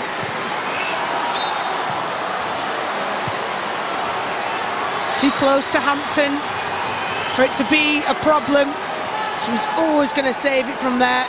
And that's what Chelsea have limited Manchester United to, backing their goalkeeper. Shots from distance. Manchester United have started like Chelsea did in the first half. So corner kick.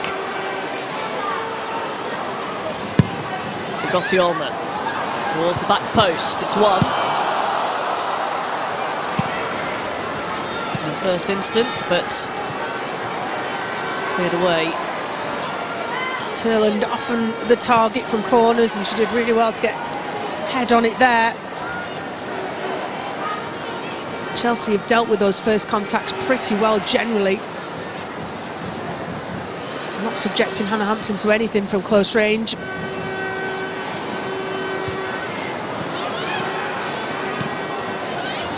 Reeting Kennerid's clearance. Baltimore allowed to take it down and play the pass down the line. Tissier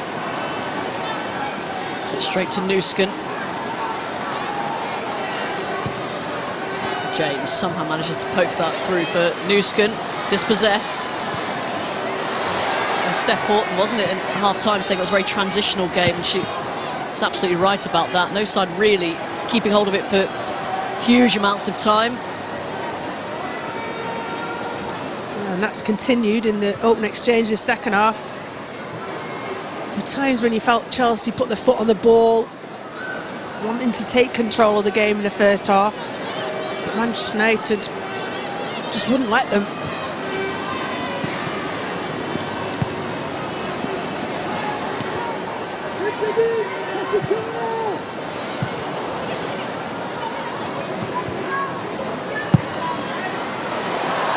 Reeting Kennerid. Flag stays down. And it's a telegraph cross. Certainly not intended.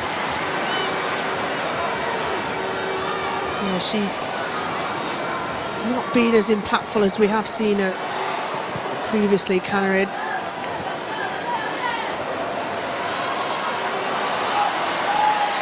Bronze. Oh, James lets it roll.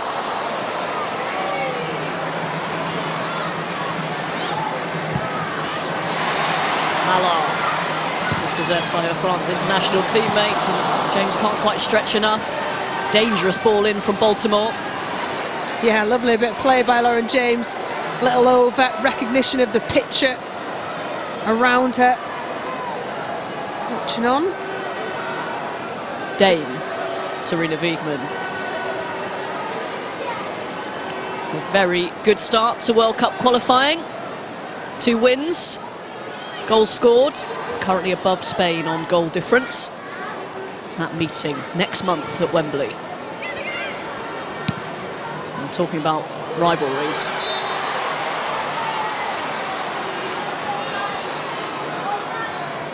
That game also a celebration of 499 England games. So there'll be a lot of formal ISS there to be paraded on the pitch. I have to shy away from things like that. I'll be there.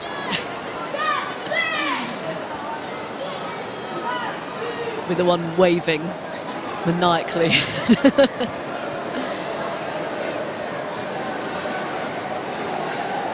It's always good to have that connection. The past and look to the future.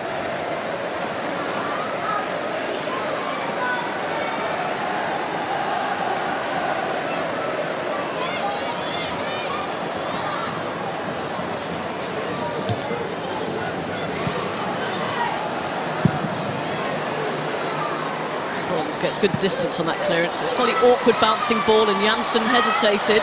Lauren James didn't. Powering forward.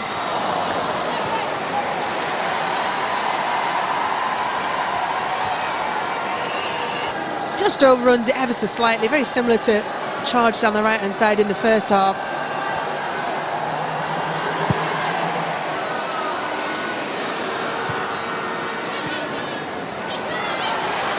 Beaver Jones. It's the first run at goal. Riviere sticks out a leg.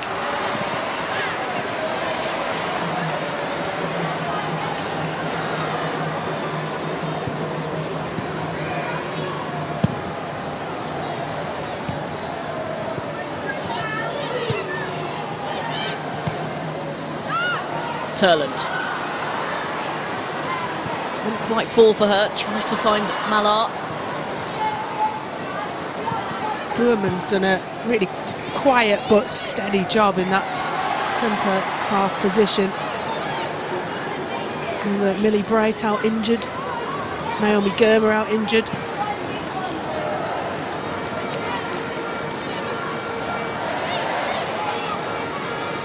Natalie Bjorn back on the bench for Chelsea, strengthen their numbers in that position. Rutin Kamerid. Stretching the play once again. Cross is wayward. And confirmed attendance here. 21,619, a Women's League Cup final record. Well supported from all ends of the country. Chelsea and Manchester United supporters.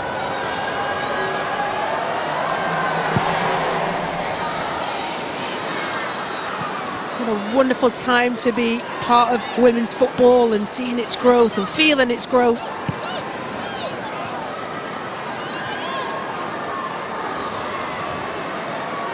It's also the community it's created.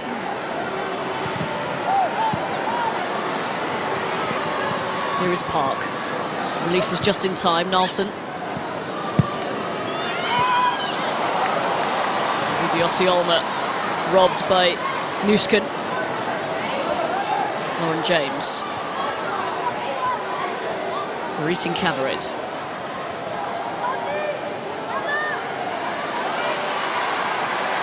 Zubiotti Olmer did well there, and Lauren James not quite so proficient in the tackling department, and a yellow card for Lauren James. It's a tackle from behind, is it? Just trying to get round the side. I don't think that's tackle from behind. Outside leg, round the outside. She should feel a bit hard done to. She's had a little word in the referee's ear at the end of the first half. Maybe not favourite pupil on the pitch. Would admire the effort for trying to get back. She did lose the ball.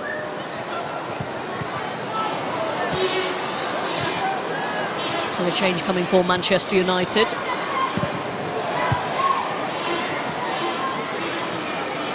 Zubiotti Olmer. Kira Walsh brings it forward.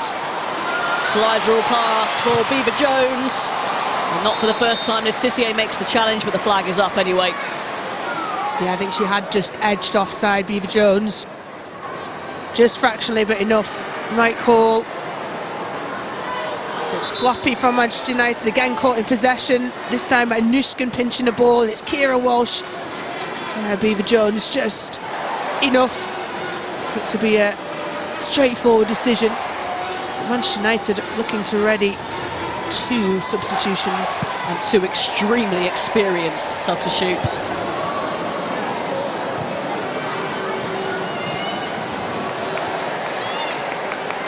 Ones that will be certainly desperate to make an impact.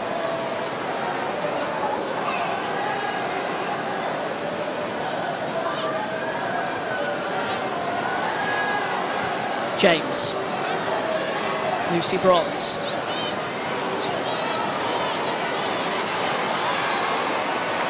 Poked out of play by Park. Never any doubt that Lucy Bronze was going to be a key player in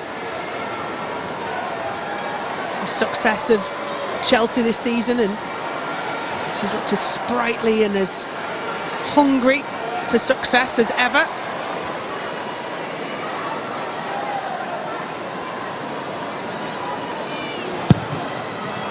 Baltimore. Tullis Joyce comes, gets something. Beaver Jones. Her shot is blocked. James curls it in. It's a wicked delivery. Baltimore. That was Kadisha Buchanan. Still up there from the back. Yeah, it was a brilliant block initially from Zighiotti, and then the way that Lauren James puts the arc on the ball. Buchanan should have done better.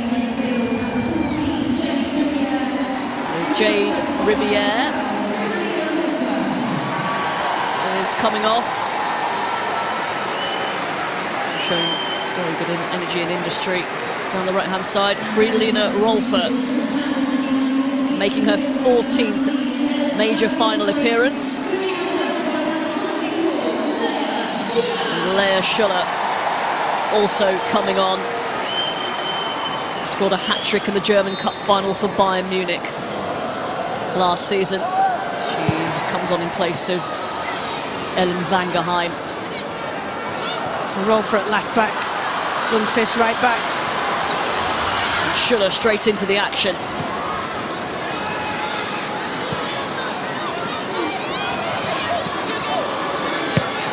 Malar.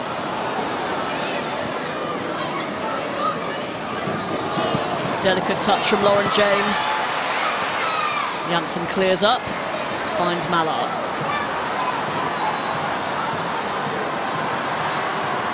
Shepherded inside. Schuller's ball cut out. Retreats, Reeting Cannerid.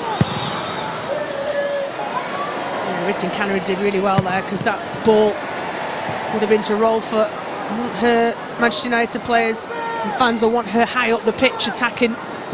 She can offer something special.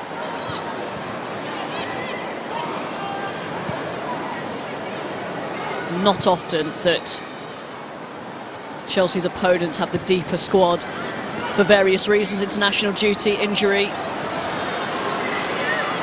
Manchester United have recruited well. Can they make the difference? Both very seasoned internationals for Germany and Sweden for Friedalina Rolfert. Yeah, Rolfert coming beginning of the season.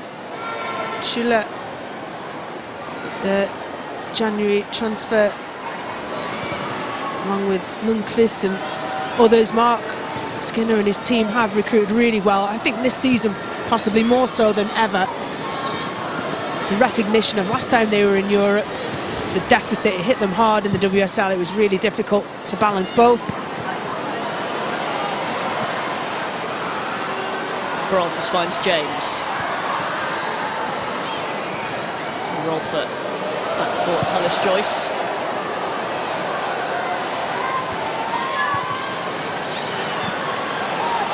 Here's Park.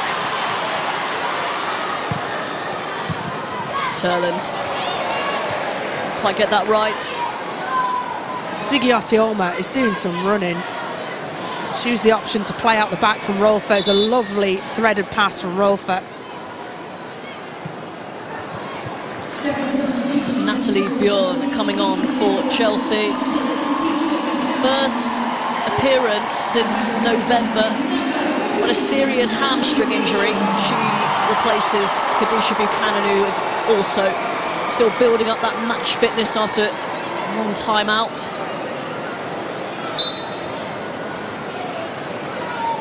Yeah, she was a savvy signing from Everton, Natalie Bjorn, this time last year. Well, he went under the radar, I think, and Emma Hayes snapped her up.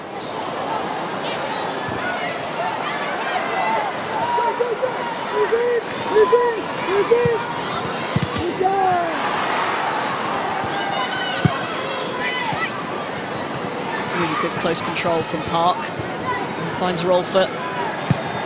So technically gifted. Happy to receive the ball under pressure. Sent forward. Melvie Mallard. Flag stays down. Trying to turn inside. The flag is up. Oh, Mallard's holding knee or an ankle. Does just edge offside. Gets the wrong side of Baltimore. It's good defending from Baltimore.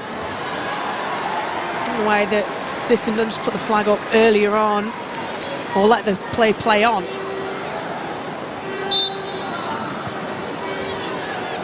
But for Manchester United, they'll be happy to see Mallard recover from that. He's been threatening. As a reminder, we do have VAR if it's required. Quiet afternoon so far for that team.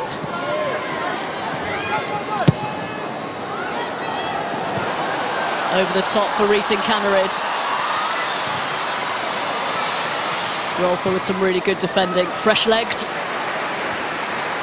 And what a player to bring on in a cup final. There'll be no issues with coming on to a big occasion. She's played in the biggest of the big occasions. And Natalie Bjorn, who's only just come on. This is heartbreaking. You can see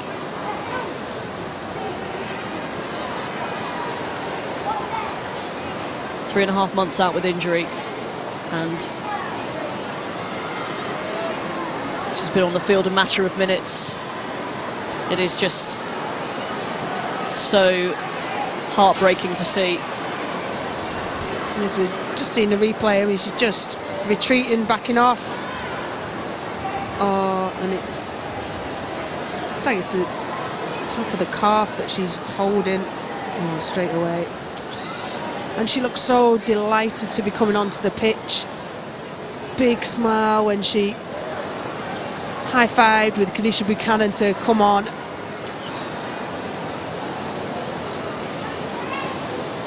They seem so minor, in the scope of worldwide problems, but to these girls, it's everything. It's the detail of what they put in day in, day out. And it's all and everything they want to be and do is to be on that pitch. So as Natalie Bjorn receives treatment, this is the goal that separates the sides, and it will be a real sickener if this is the difference. Yeah, it's a lovely finish. Everything as a goalkeeper, you're expecting the player to go across you. And that's what Lauren James knows. So left-footed. She shapes to go around, across the goalkeeper, and just slots it in at the near post. Well, totally devastating. You can see real concern from her teammates. Well, they need to look after her physically and mentally. I was a little worried when Marta Ramirez was talking about how low she's been out with injury. A hamstring tear, required surgery. These girls are a long way from home, from their real home, from their actual families, and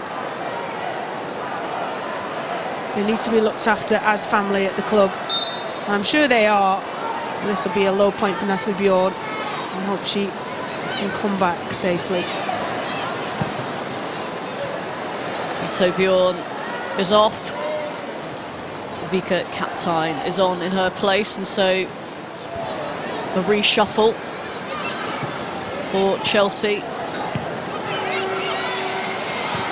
Looks like Lucy Bronze is now a centre-half. Reeting Canarid.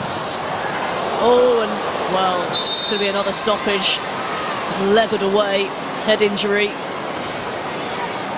Well, she's only been on 30 seconds. Reeting, yes, welcome to the game, Vika Kaptein. Again, possibly seconds after coming on. Yeah, nice little slide rule pass down the outside from Lauren James, Reeting Canarid. Yeah, point blank bullet in the head. A chance to tell you what's coming up on the BBC. The Golf Players' Championship highlights you can watch on BBC 4. That's tomorrow from 7. The next offering in the Women's Super League on BBC 3 Wednesday night. Manchester United back in action at West Ham.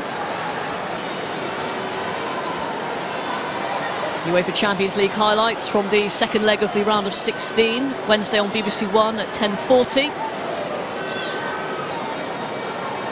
And next Friday, 9 AM start on BBC 2 and the Athletics, the World Indoor Championships. Drop ball, Reetin Kaneryd gets things going for Chelsea. Gotti Olma, Park's touch, presents it to Kira Walsh.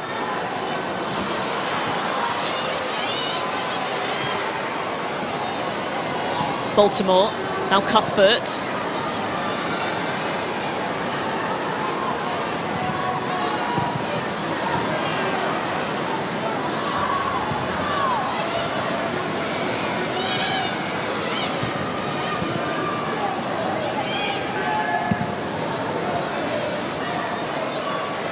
It's Nishkin, I think, has gone to right back.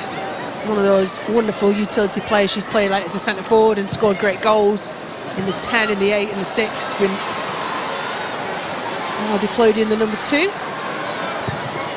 James whips it in. And Tissier got ahead to it.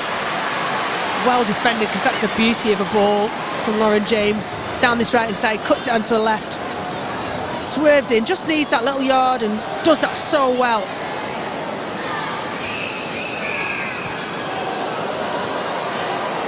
It's a foul on.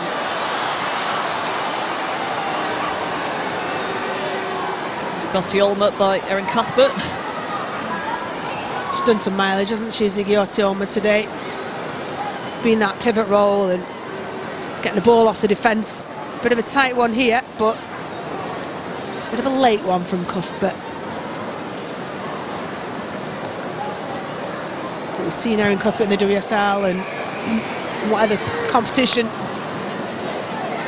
She's leaves nothing on the pitch.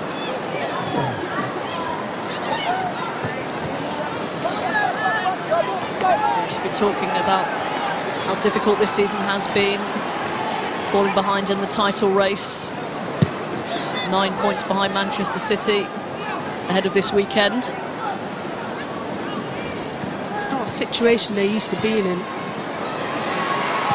Park, can United work a shooting opportunity? Just can't quite keep hold of it.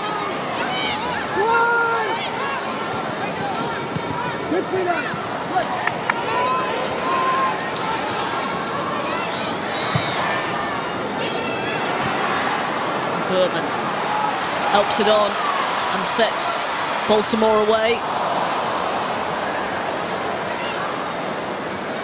Lucky ricochet, Vicar Captine dispossessed. Now here's Melvin Mallard.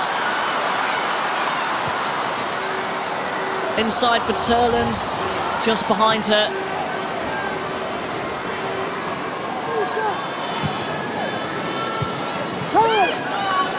James's header straight back. Jess Park, Turland. A difficult one for Schuler to collect. Just feels like they are rushing things a little bit. Yeah, they're getting a little bit desperate now, Manchester United. They thought with the stats, the more shots than Chelsea in that first half, that they would have got one on target, been able to equalise, but it just hasn't happened, and getting a little bit frustrated, maybe a little lack of belief starting to creep in from Manchester United. But that's what Chelsea have done on so many occasions, is just manage the game so well after gaining the lead. Reetin Kaneryd. Space for James. This could spell danger. Lauren James tried to place it. Yeah, decent effort, but well matched by Tullis-Joyce. Saw it all the way. Watch Tullis-Joyce, the footwork that she shows, knows what she's going to do, gets her feet moving, which makes it a simple save, not diving the full width of your goal.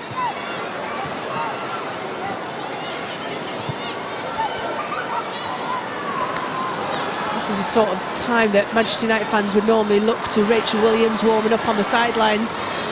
Last minute equaliser needed. She's no longer here. Schiller's touch just rebounds off her.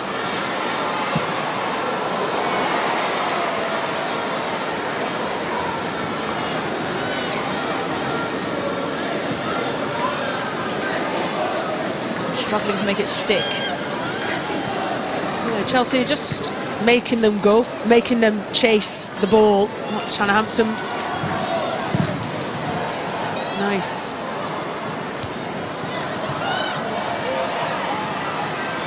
Beever-Jones. Nelson forcing her wide. Excellent game management from Chelsea this. Playing the ball across the back, making Manchester United chase, break the shape, and put the ball long, gain territory, slow the game down. These are all the tricks that Chelsea have learnt over such a successful, lengthy period. This is Manchester United's 33rd game of the season. They had to go through qualifying to get to the Champions League proper, the league phase, which they navigated, but then needed a play-off as well. So it's been a very busy season for them, a schedule they're not used to. But I tell you what, if you ask any of the girls, would you rather train or would you rather play a match? 100% they would say play a match, so they would prefer probably more matches, less training. And that's one of the debates about the League Cup and the format for next season. Nusken plays it off Rolfert for a Chelsea corner. Chelsea are winding this clock down brilliantly. Walking over, taking their time.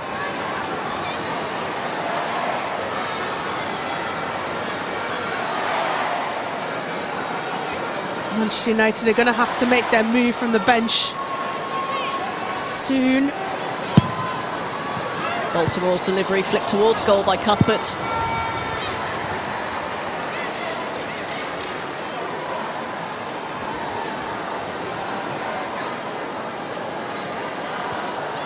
Well, as it stands, Sonia Bonpastor's domestic cup record remains unblemished. Only defeats in the WSL, which came this season against Everton, and then Arsenal and Manchester City, and in the Champions League.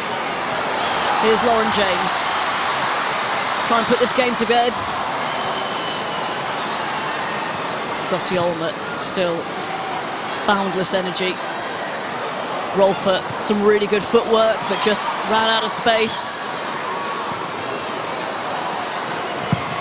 Greeting Cannerid with the cross. Beever-Jones pokes it home.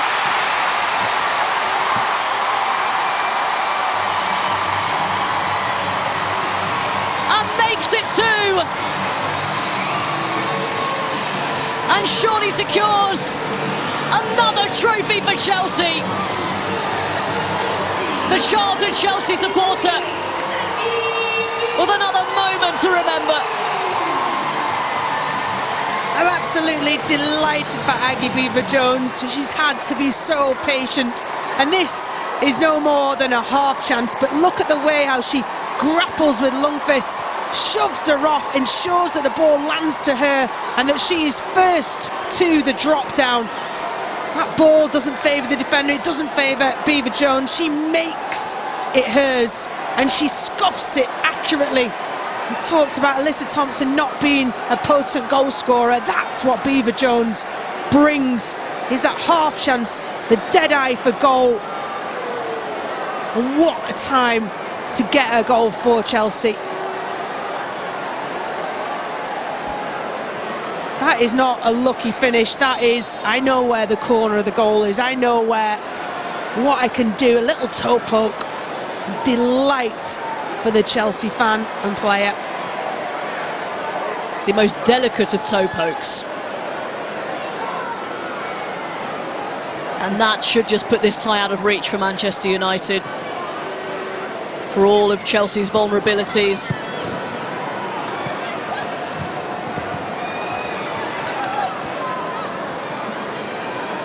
they just need to see this out now. Sonia Bonpastor, Mark Skinner. Not quite head in hands, but he'll feel he's not had the rub of the green. But ultimately, Chelsea, when they have had a sniff of something, they've had the better quality players to put the ball in the back of the net.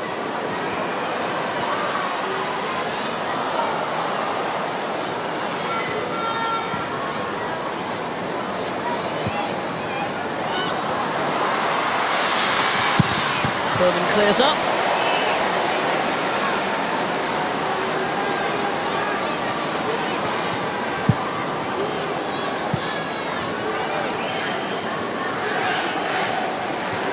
Not sitting comfortably just yet. Manchester United still have quality on the field.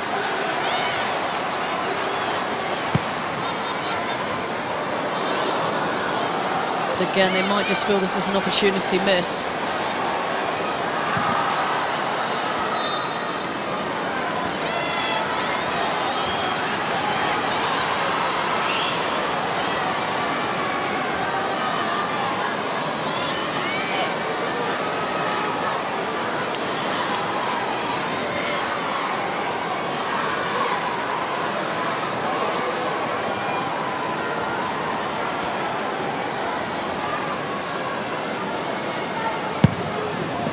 Guardiola's corner, a confident take by Hampson. Good, strong, early shout, allows the defence to cover you as a goalkeeper, protect you.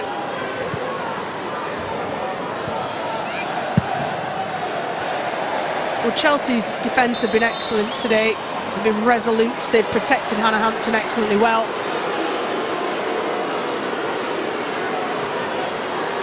There's a break in play because there's a mystery injury from Tullis Joyce.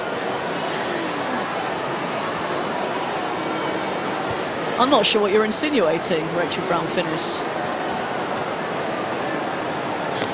But it's interesting. 80-minute-itis. Contagious around the WSL. The NWSL, the American League, has just restarted. And they have now said, when the goalkeeper goes down, you are not allowed to go to speak to your coach. So the timeout is just a timeout and not a tactical timeout. Now, whether that's, I'm not going to say stamps this out, because Tullis Joyce might be suffering. But clearly it's an issue that is being talked about. Yeah, I can understand. I mean, 10 minutes to go, 2 goals down, cup final. What's an extra 30 seconds? Not too bothered. It's not really kind of had a negative impact on the game until they change the rules, and that's an option. There you go. Glad Tullis Joyce is all right.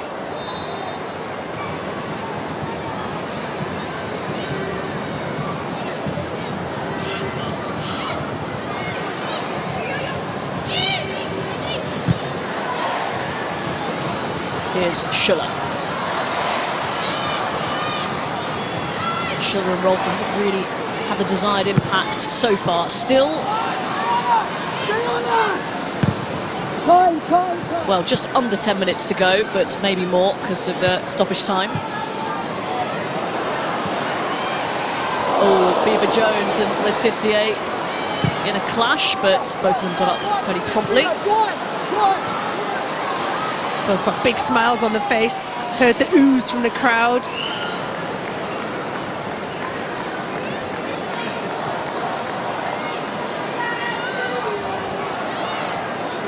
Here it is. Eyes on the ball, both of them. The aftermath.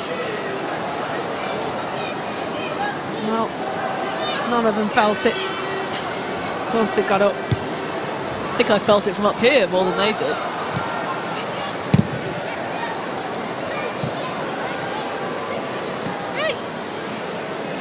Well, we're getting into times when you're thinking, right, are they going to throw, this is from Manchester United trying to get back into the game, you're going to throw a centre-half up. What are you going to do to try and affect Chelsea, because it's been tepid.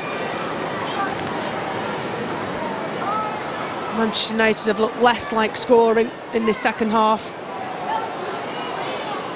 Chelsea have been exceptional defensively. Lauren James, her work rate today looks fully fit and has been really, really, really impressive in sticking to her role, both attacking as well as defensively. Mark Skinner will feel the outcome could have been so different. Although, again, we've said that so many times in these games between these two. And they've won just once, and that was in a semi-final of an FA Cup, which Manchester United went on to win 2 years ago.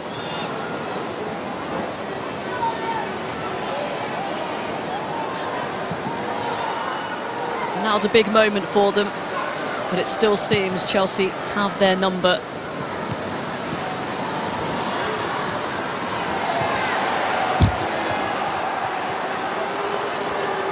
Well, Chelsea know exactly what to do for this last 10 minutes or so. James motoring forward. It's Lauren James. Draws a very good save from Tullis Joyce. So impressive, Lauren James. How quick she pulls the trigger on this. So yes, again, sniffs out a scruffy throw-in from Manchester United. Sloppy play, predatory forward play from Lauren James, but look how thunderous that strike is. On the pull back to the strike, Tullis Joyce's positioning was key to be able to turn that round the post. It's bouncing around in there. Eva Jones up in the air and away.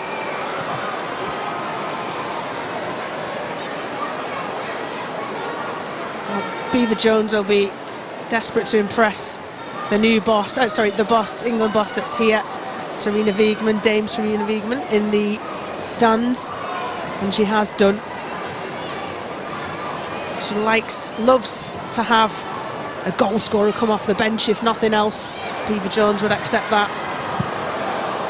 Just the substitute appearance against Ukraine in this international break, Beaver Jones.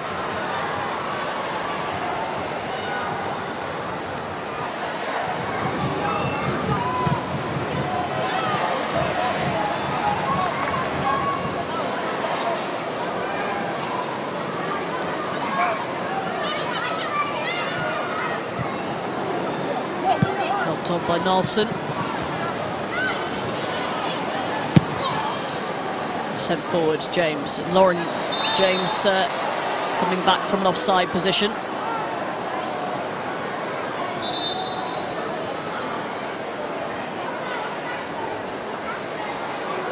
Simi Awujo scored off the bench against Chelsea in the previous game in the FA Cup. Juliet Zagotti-Olmer, well, for her part, she couldn't have done much more. Now, she was outstanding for Manchester United, Zigiotti. Awujo just offers more of an aerial presence and trying to get yourself back into the game, Manchester United.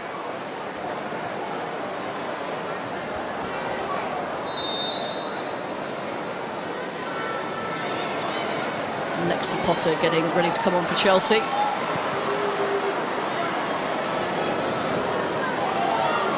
Janssen. Now Nilsson.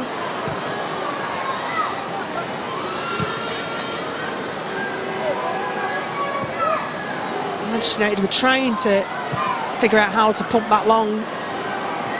Got kind of tangled up, but that's again down to the excellent pressure from the front three. Chelsea. Awujo fails to make her way through a blue brick wall. 3 minutes of time plus stoppages to go. Sent forward. Bronze wins the header. Janssen gets there in the end. And here is Lundqvist.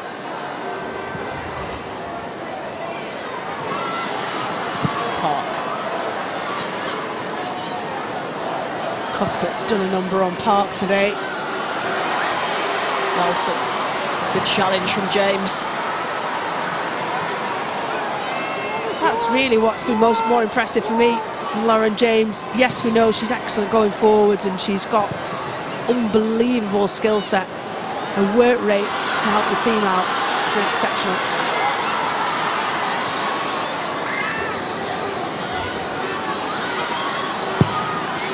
Schuller, calmly dealt with by Bronze. And with the 2-goal cushion, Chelsea all back defending. Confident that they won't be breached twice before the game is up.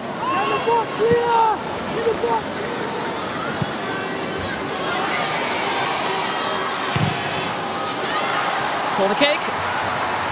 There ain't going to be too many people left back for Manchester United, and Tullis Joyce is hanging around. Desperate measures now for Manchester United. It's now or never. Always huge anticipation when the goalkeeper comes up. Lauren James like, well, who's marking her? I guess it's you. See if Tullis Joyce can cause a few problems. It's over her head. Get hold of it, Tullis Joyce on the retreat.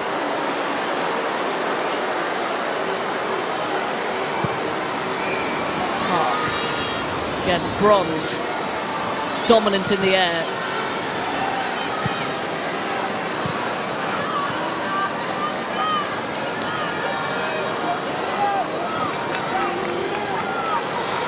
Just hasn't happened for Manchester United, and it's not as simple as that. Chelsea have worked so hard out with possession.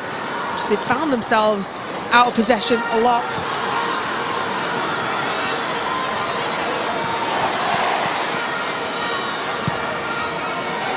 Cross comes in. Again, it's a Chelsea head to it first. Arujo blocked. 8 minutes of added time. Not impossible. But Manchester United are going to have to show a cutting edge that has been lacking. Chelsea just breaking up the momentum of Manchester United. Mallard wanted to make that sub quickly.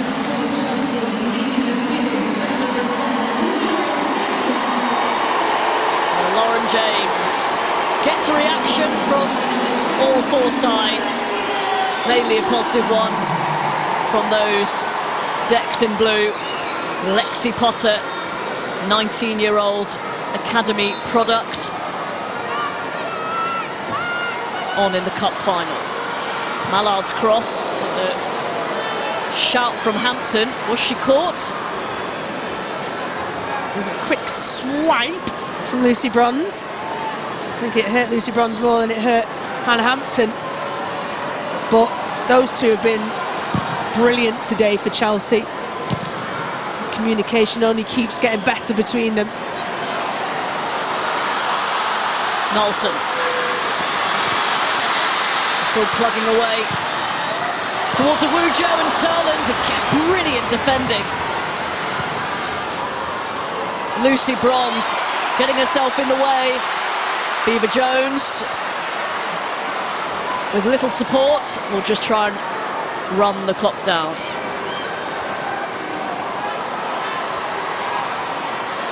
Yeah, excellent tactics. What a block that was, by the way, by Lucy Bronze.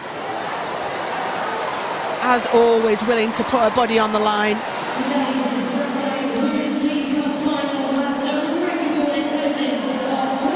I think we forget, don't we? We all admire her attacking prowess, but first and foremost, she is a brave defender and one who just seems to know exactly where the danger's coming from.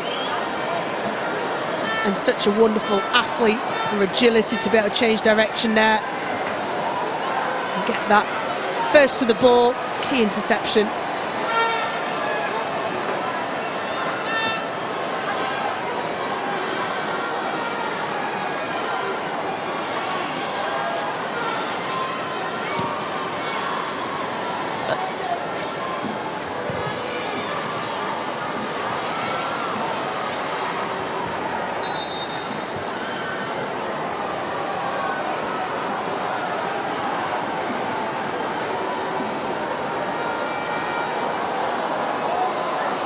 Yeah, I need to get the ball forwards, Tullis-Joyce.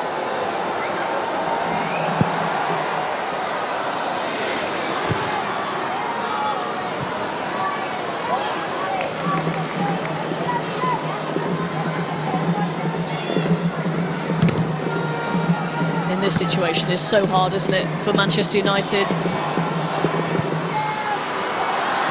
Chelsea just have to defend, and they have done so brilliantly again. Berman showing Schuller away from goal. Here's Nalson, Le Tissier, Turland, Mallard! And off the line. The flag is up. And Lucy Bronze had to make sure. This is what infuriates me about the offside. Assistant flagging late. Potential of injuries for the goalkeeper. Or as we're seeing, Lucy Bronze. Lucy Bronze puts her hand up. No, thinks it's offside. It looked pretty. What a save though from Hannah Hampton. Comes down the line of the ball. Gets big. All that strength and conditioning.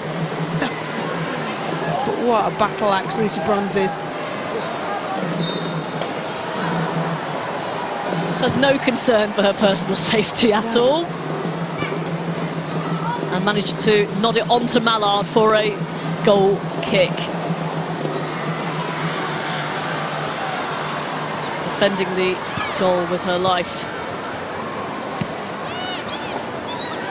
Lundqvist for Manchester United.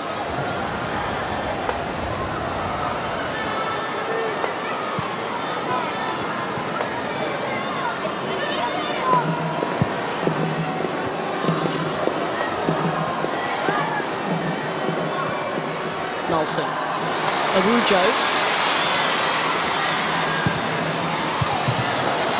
Out of play, it's a corner kick.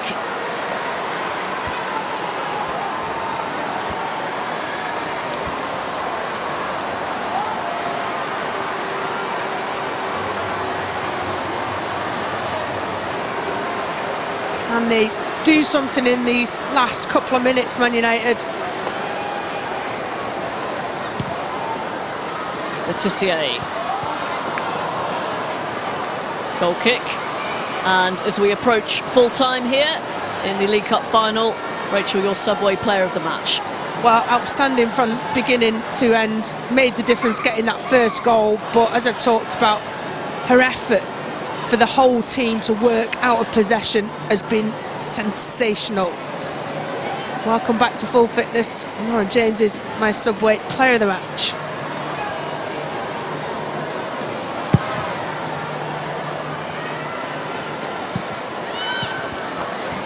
I have to say that Chelsea backline has been unbelievable.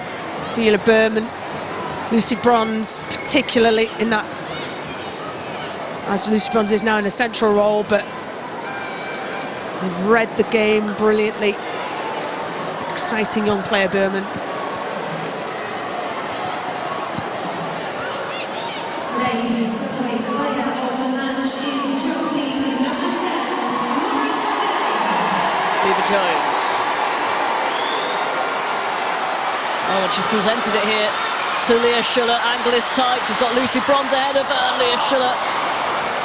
Not sure if that was an attempt on goal, but it's going to be retrieved here by Jess Park.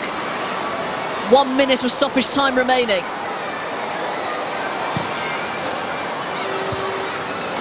Arujo's header picked up by Rolfert.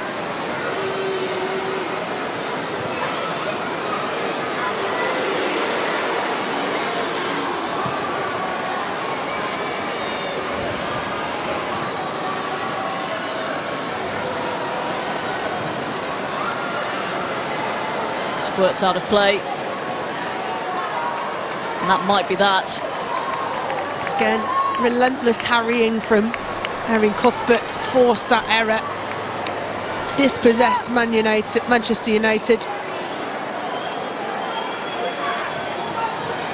It's so hard to play against Chelsea. They were gifted that opening goal, arguably. It still had to be finished brilliantly, but they just kept the foot down. And as valiantly as Manchester United have battled, quality in the final third. Showed when Aghabiba Jones carved out the second all by herself.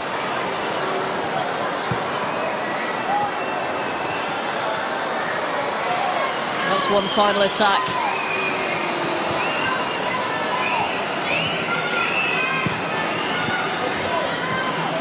Aghabiba Jones.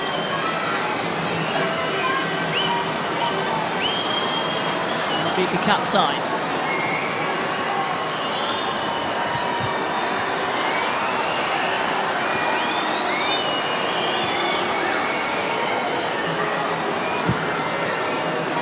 Sent forward towards Mallard.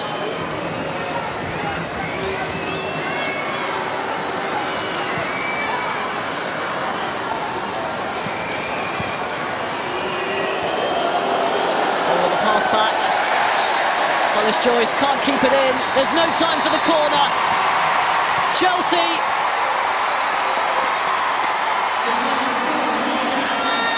Retain the League Cup. A fourth League Cup victory for them. And while they gave up chances, perhaps passage of play when they weren't at their best, they have bested Manchester United again. And you can't fault their work. A fully deserved triumph once again for Chelsea, who even in a season of inconsistency, they still win. And they've done it again. Mark Skinner will wonder what could have been after Manchester United showed real promise, especially in the first half, but they failed to build on it. Chelsea showing their quality of champions to emerge victorious once again. Well, it could have gone a different way, but it's a familiar tale in the end. Chelsea just win. They have that hard veneer, that hard edge, which today came out in relentless running, defending from the front, all the way back through. And you think Hannah Hampton possibly had one save of note in the first half, a fizzer where it bounced just before and managed to scuff it wide. And other than that, Chelsea did all their defending in front, were hard to break down, hard to penetrate, and when they got their chances, they finished so efficiently. They still are champions. If anyone ever doubted that, then today is your answer. Well, let's get some instant reaction from the stand-in Chelsea captain. Erin Cuthbert is with Joe Curry. Well, Erin, before the match you said United would be tricky, you battled them, you battled the rain, but in the end Chelsea were just too good. Sum that one up for me. Yeah, I mean, it was a battle. You know, it's always hard coming off the back of an international break. It's not really off form. You don't really know how it's going to go. But you just got to, like I said in the pre-match interview, you just got to find a way to win, and we did that today. And I think we were pretty dominant over the course of the game. To do it as captain, it's pretty special, isn't it? I mean, just looking over and seeing the sea of blue flags, it's special. I've been here a long time. It means the same every single time I win a trophy, but I mean, as captain, you take a lot of the responsibility, so what a day. I know you're going to take a minute to really enjoy this moment, but what can this trophy now do for this team moving forward this season? Well, that's it. Like, we've got another game on Wednesday. It's just got to give us momentum. It's got to give us belief that we are a good team. You know, we've had up and down spells this season, but we're a good team and we can beat anybody on our day. Are you going to have a little celebration tonight? No, Gaffer's already won. There's no chance. We've got to enjoy this moment. Well done. Thank you. Well, it's another trophy for Erin Cuthbert, another trophy for Chelsea. Fourth time getting their hands on this trophy today. 18th trophy overall. They just know how to keep winning, Farrah Williams. Yeah, absolutely. I thought they were exceptional today, Alex. I think with and without the ball, you could see there was only one team that was determined to pick up this trophy. As I said, they had a few injuries coming into this. Germa coming back off international football, she would have been a starter. They obviously had to play Buchanan, who's coming back off a long-term injury. She was only able to play 60 minutes. Then they brought on a substitution for her, and Bjorn, who gets injured minutes into coming on. And then having to reshuffle the team around the way they did and manage and control the game and see it out the way they did. Phenomenal for them today, I thought. Yeah, I think they showed a lot of resilience, and it was interesting what Erin Cuthbert was saying. This is straight after an international, so they haven't had a lot of time to prepare. They haven't had a couple of games just to get ready for this cup final. They've come straight in as a club, so yeah, I think they've done brilliantly well. A great win for them, and like you said, that could be a catalyst for them moving forward. Okay, let's get straight back over to Jo, who's got the player of the match with her. Well, Lauren, a League Cup winner, a goal scorer on the day. How would you sum up your afternoon? Amazing afternoon. It's so nice to get another trophy to start off the rest of the season, and yeah, it's always nice to get on the score sheet to help the team win. Do you remember much about your goal at this point? Yeah, I just remember winning the ball and then thinking, yeah, all I had in sight was a goal and to put it away. There were some big names missing for Chelsea today. How deep did you guys have to dig out there? Yeah, I think massive, but you know, we have a squad full of quality and everyone digs in, everyone fills in, whether we had injuries. But CEO filling in numerous positions today, and Lucy, so it just goes to show what the quality everyone has.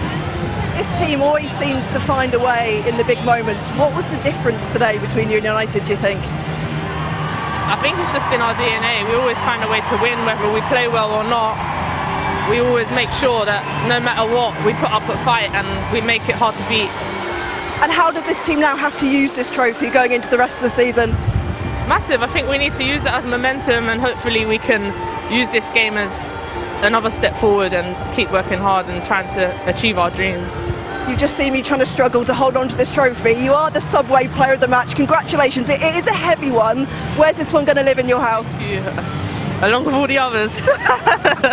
Enjoy it. Thank you. Lauren James, we finally got a smile at the end, handing over the player of the match trophy, and I'm delighted to be joined right now by Sonia Bonpastor. A huge congratulations, another trophy. This was the first one you managed to get your hands on when you took over this club at Chelsea. What does it mean to you to get that win today? Yeah, I think it means a lot. You know, when you play a final and you have the opportunity to grab a trophy, I told the players before the game, the winners, they just win trophies. So I'm really pleased for my players. We worked hard, and yeah, we have a really big month. We loved our games. That's the best way to start the month. Is that why this is so important today? Because it can be that boost and that start. Yeah, exactly. You know, when you have the opportunity to win, to grab a trophy, you have to take that opportunity. Again, I think when you are a winner, that's what you do. And I think I'm glad for my players because, again, they deserve it. Your team were more front-footed right early on in the game. Was that part of the tactics to get on top really early? I think I would say as a manager, I always like my team to be front-footed and to have a high press. Some of the games, sometimes it goes also with the confidence. I think when the players are fully confident, it's easier for them to do that. I think we went back to a good level of confidence, and I think we can recognize a little bit better the team in that aspect. Sonia, you've got injuries that have been well documented. You've got a lot of experienced players out. How impressed were you with Berman today? A young girl playing centre-half against a very good attacking team. I mean, Lauren James got player of the match, but me and Farrow were really, really impressed with her at centre-half today. Yeah, I think they probably all deserve a lot of good things because as a team we did a good game. But as you just mentioned, I think I was for 8 years the head of the academy in my previous club, and I love to work with the young players. I love to develop them as individuals, and I think you can see Verle had the opportunity since January to play more minutes for us. She's doing extraordinarily difficult one well, and yeah, she's really performing at the highest level, and I'm glad with that because yeah, she's young but she has a lot of talent. Sonia, what can your team achieve this season? Hopefully we can grab more trophies. That's why we are coming every day on pitch. We want to give our all. I think we had a lot of quality. So I think, yeah, I'm hoping for us to be able in this month to perform at our best level because we have big games coming, big competitions, and we want to go as far as possible in every competition. I think, yeah, that's what we want to do and what we want to achieve. Sonia, just on the injuries, how close is Millie Bright to returning? And obviously Derma picked up a small knock on international duty. Yeah, so I think Naomi just picked up a small injury in her calf. Hopefully it's not too bad and she could be available for the next game. But it's crucial in this time of... True, that's true. My recalls. Thank you so much. much, Sonia. It's impressive. You know, there's been a lot of chat around Chelsea and the changes and everything going on. So this could be a huge moment for this club once again, Farah. Yeah, definitely. There has been a lot of noise, and that's because what they've done, you've mentioned 18 trophies, Alex, over a period of time where everybody expects and is so used to Chelsea winning. And when they have a blip the way that they did, I think, you know, losing back-to-back games against, you know, their competitors in Manchester City and Arsenal, I think eyebrows are raised and questions are asked, and that's what's happened. But I think they've really bounced back well from that. They've come together as a group, and I think Erin Cuthbert, the one in our screen now, I think she's pivotal for that, and you heard her speak there. They regrouped. We've spoken to her before when we were at Tottenham. She spoke about they had to regroup as players. You know, take out management. As players, they know the levels they can get to, and I really felt they proved that today. Even Aggie Beever-Jones, when she came into the team, had a point to prove and got a goal as well. We're seeing Letizia right there. We've been speaking a lot about Chelsea, and rightly so, but how tough will this be for them once again, getting to a final and losing out to Chelsea, Ellen? Yeah, it's going to be a huge disappointment. You know, they probably felt like this was the best time to potentially face Chelsea. You know, they've got great squad, great depth, they're performing well. Man United, obviously they lost to them in the FA Cup, but they'd gone 12 unbeaten. They're scoring a lot of goals, not conceding too many. So this was a real great chance for them to get their name written into the history books in their sense for the League Cup. So huge disappointment, but they've got big games coming up. You know, they've got to retain their place in the Champions League, within the league in the WSL. But then also they've got a massive game in the Champions League coming up against Bayern Munich, so they've still got loads to play for. Yeah, I think for me, in this final today it was all about details and that final bit of quality, and I think United had some very, very good moments here against Chelsea where on that transition in the stretch, Chelsea, they got in behind, they created opportunities, but United have been so clinical this season, and today it just didn't click. So is it that mentality that we spoke so highly about with Chelsea? They're used to playing in these big matches, they make their moments happen. For United, this is a team that's grown, but I do agree in the sense of they'll be so disappointed because I think this was the best opportunity for United to go and grab a trophy. Yeah, I would agree with that. I think you're right, Steph, in that it is about those small margins and a difference in quality when you got into those final thirds, and even defensively. Obviously, the error for the first goal, and that was the difference. Chelsea didn't give Manchester United anything, and when Man United had the chances at the other end, they didn't quite have that little bit of quality that was needed in order to create something. So I think that was the difference today. But we saw with Chelsea, they've been here so many times, and it did look like that today. It looked like they were more familiar, than what Manchester United were in this sort of environment with a crowd like this. Okay, well, I've had word. Sonia has made it back. She is going to be in position to be lifting that trophy very soon. So it's time to leave us right now and hand you back to Robin and Rachel. Yes, thank you, Alex. You can see the contrast in emotions. So there always is on display in these cup finals. But yes, for both sides, no time to dwell on the defeat or the victory, both in WSL action this Wednesday. Chelsea waiting to receive their winners' medals as international teammates console each other. And we will have also presentation for the match officials as well.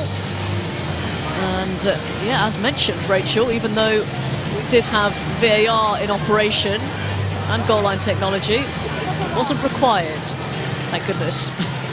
Yeah, they could head out for their Mother's Day lunch, celebrations, you're right. Quiet one, but that's nice, isn't it? As a fan watching on, a pure game of football, no VAR interventions. And Sonia Bonpastor has some of her entourage in tow as well, ready to celebrate. And the officials, Grace Lowe, Isabel Chaplin and John Ashworth-Sears. And Matt Flint, the Senior Marketing Manager at Subway. Dawn Airy there, Chair of Barclays WSL, and Nikki Doucette, CEO of WSL Football, there to present the officiating team. It's Ross Martin, the fourth official.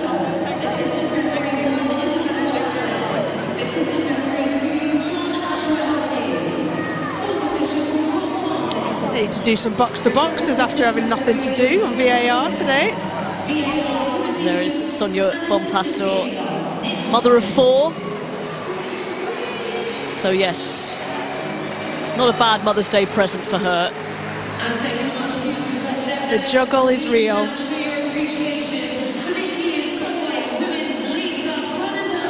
And here come Manchester United, so the runners-up. It's their first ever League Cup final. 4th domestic final in all. So still very much in the infancy of their history. And again, just that one big psychological hurdle they need to clear. And it seems to always be in the form of Chelsea in these big events and occasions. I'm certain it will happen for them one day. And for these players in particular, it will be probably a saving grace. They do have a game to focus on coming up so quickly, and attention can turn back to the WSL. They are currently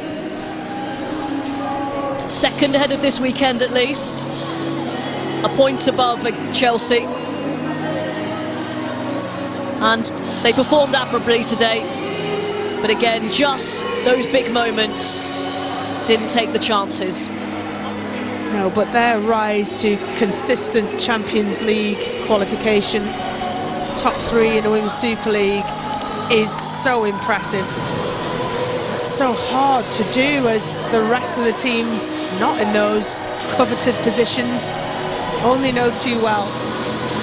They've got a wonderful spine of the team, a strong, brave, courageous leader, wearing the captain's armband of Letitia.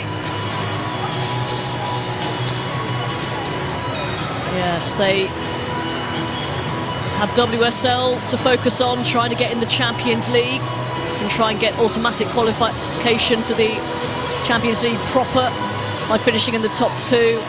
They also have this season's Champions League and a couple of huge fixtures against Bayern Munich in the quarterfinals.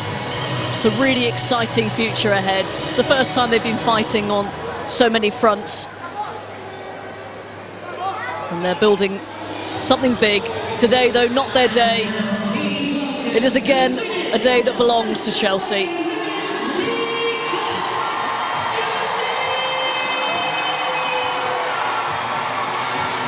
Some final words from the boss, Bompastor.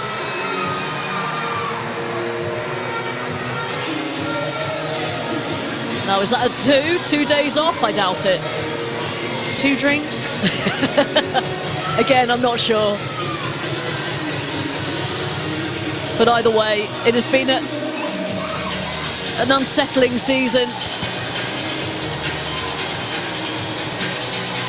They have been knocked down a few times. It's been unlike them, and yet they come away with yet another trophy in the cabinet.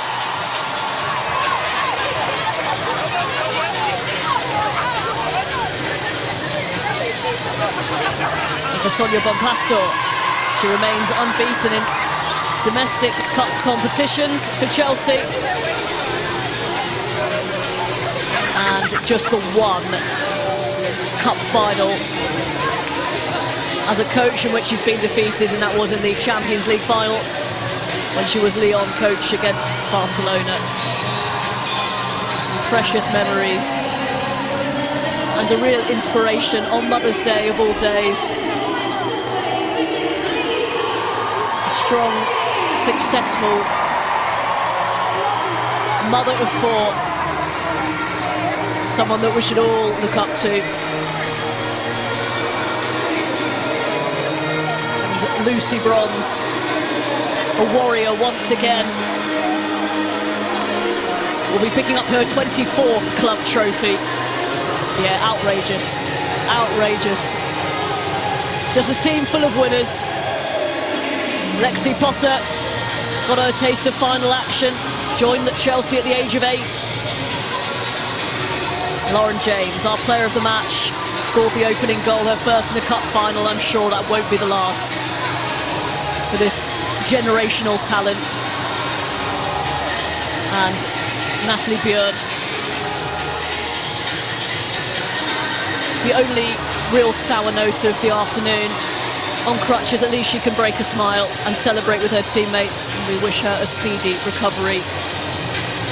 And Kira Walsh, her 6th League Cup, as She won last year with Chelsea and 4 times with Manchester City. Chelsea, another proficient, professional cup final performance. And this will be their 18th major trophy as a club. It is their 4th League Cup.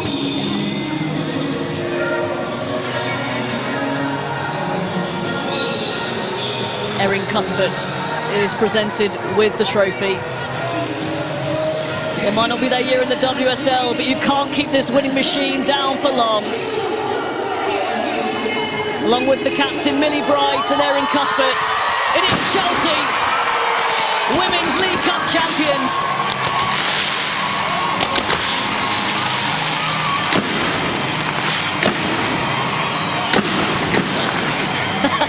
Erin Cuthbert, the last woman standing in the face of champagne and, well, all sorts going on. The celebrations, well, they'll continue for a little bit, Rachel, but as we've been told, not for too long. Chelsea have other business to attend to. Yeah, and I'm sure the more senior players, those who've been there and done it before, will tone down any dissenting camp, ones who want to go out and celebrate. This is a professional team.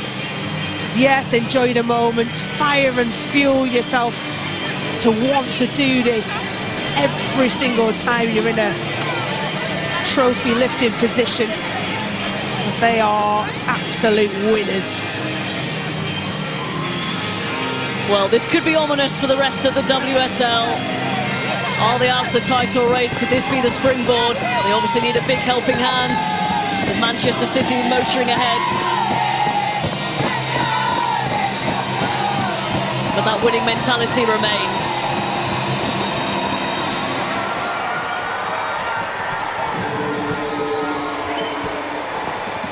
And so Chelsea pick up their 18th major trophy as a club. And Sonia Bonpastor, her 9th as a coach. Chelsea winners again. They are champions and they are the winners of the Women's League Cup 2026. Well, we heard Erin Cuthbert before saying they are not allowed out. Gaffer's orders, no celebrations just yet, because they do return to WSL action on Wednesday against West Ham. But you have to still take in these moments, Steph. Yeah, they don't come round very often. Maybe for Chelsea they do, but I think for players in general, these are the moments that you really remember.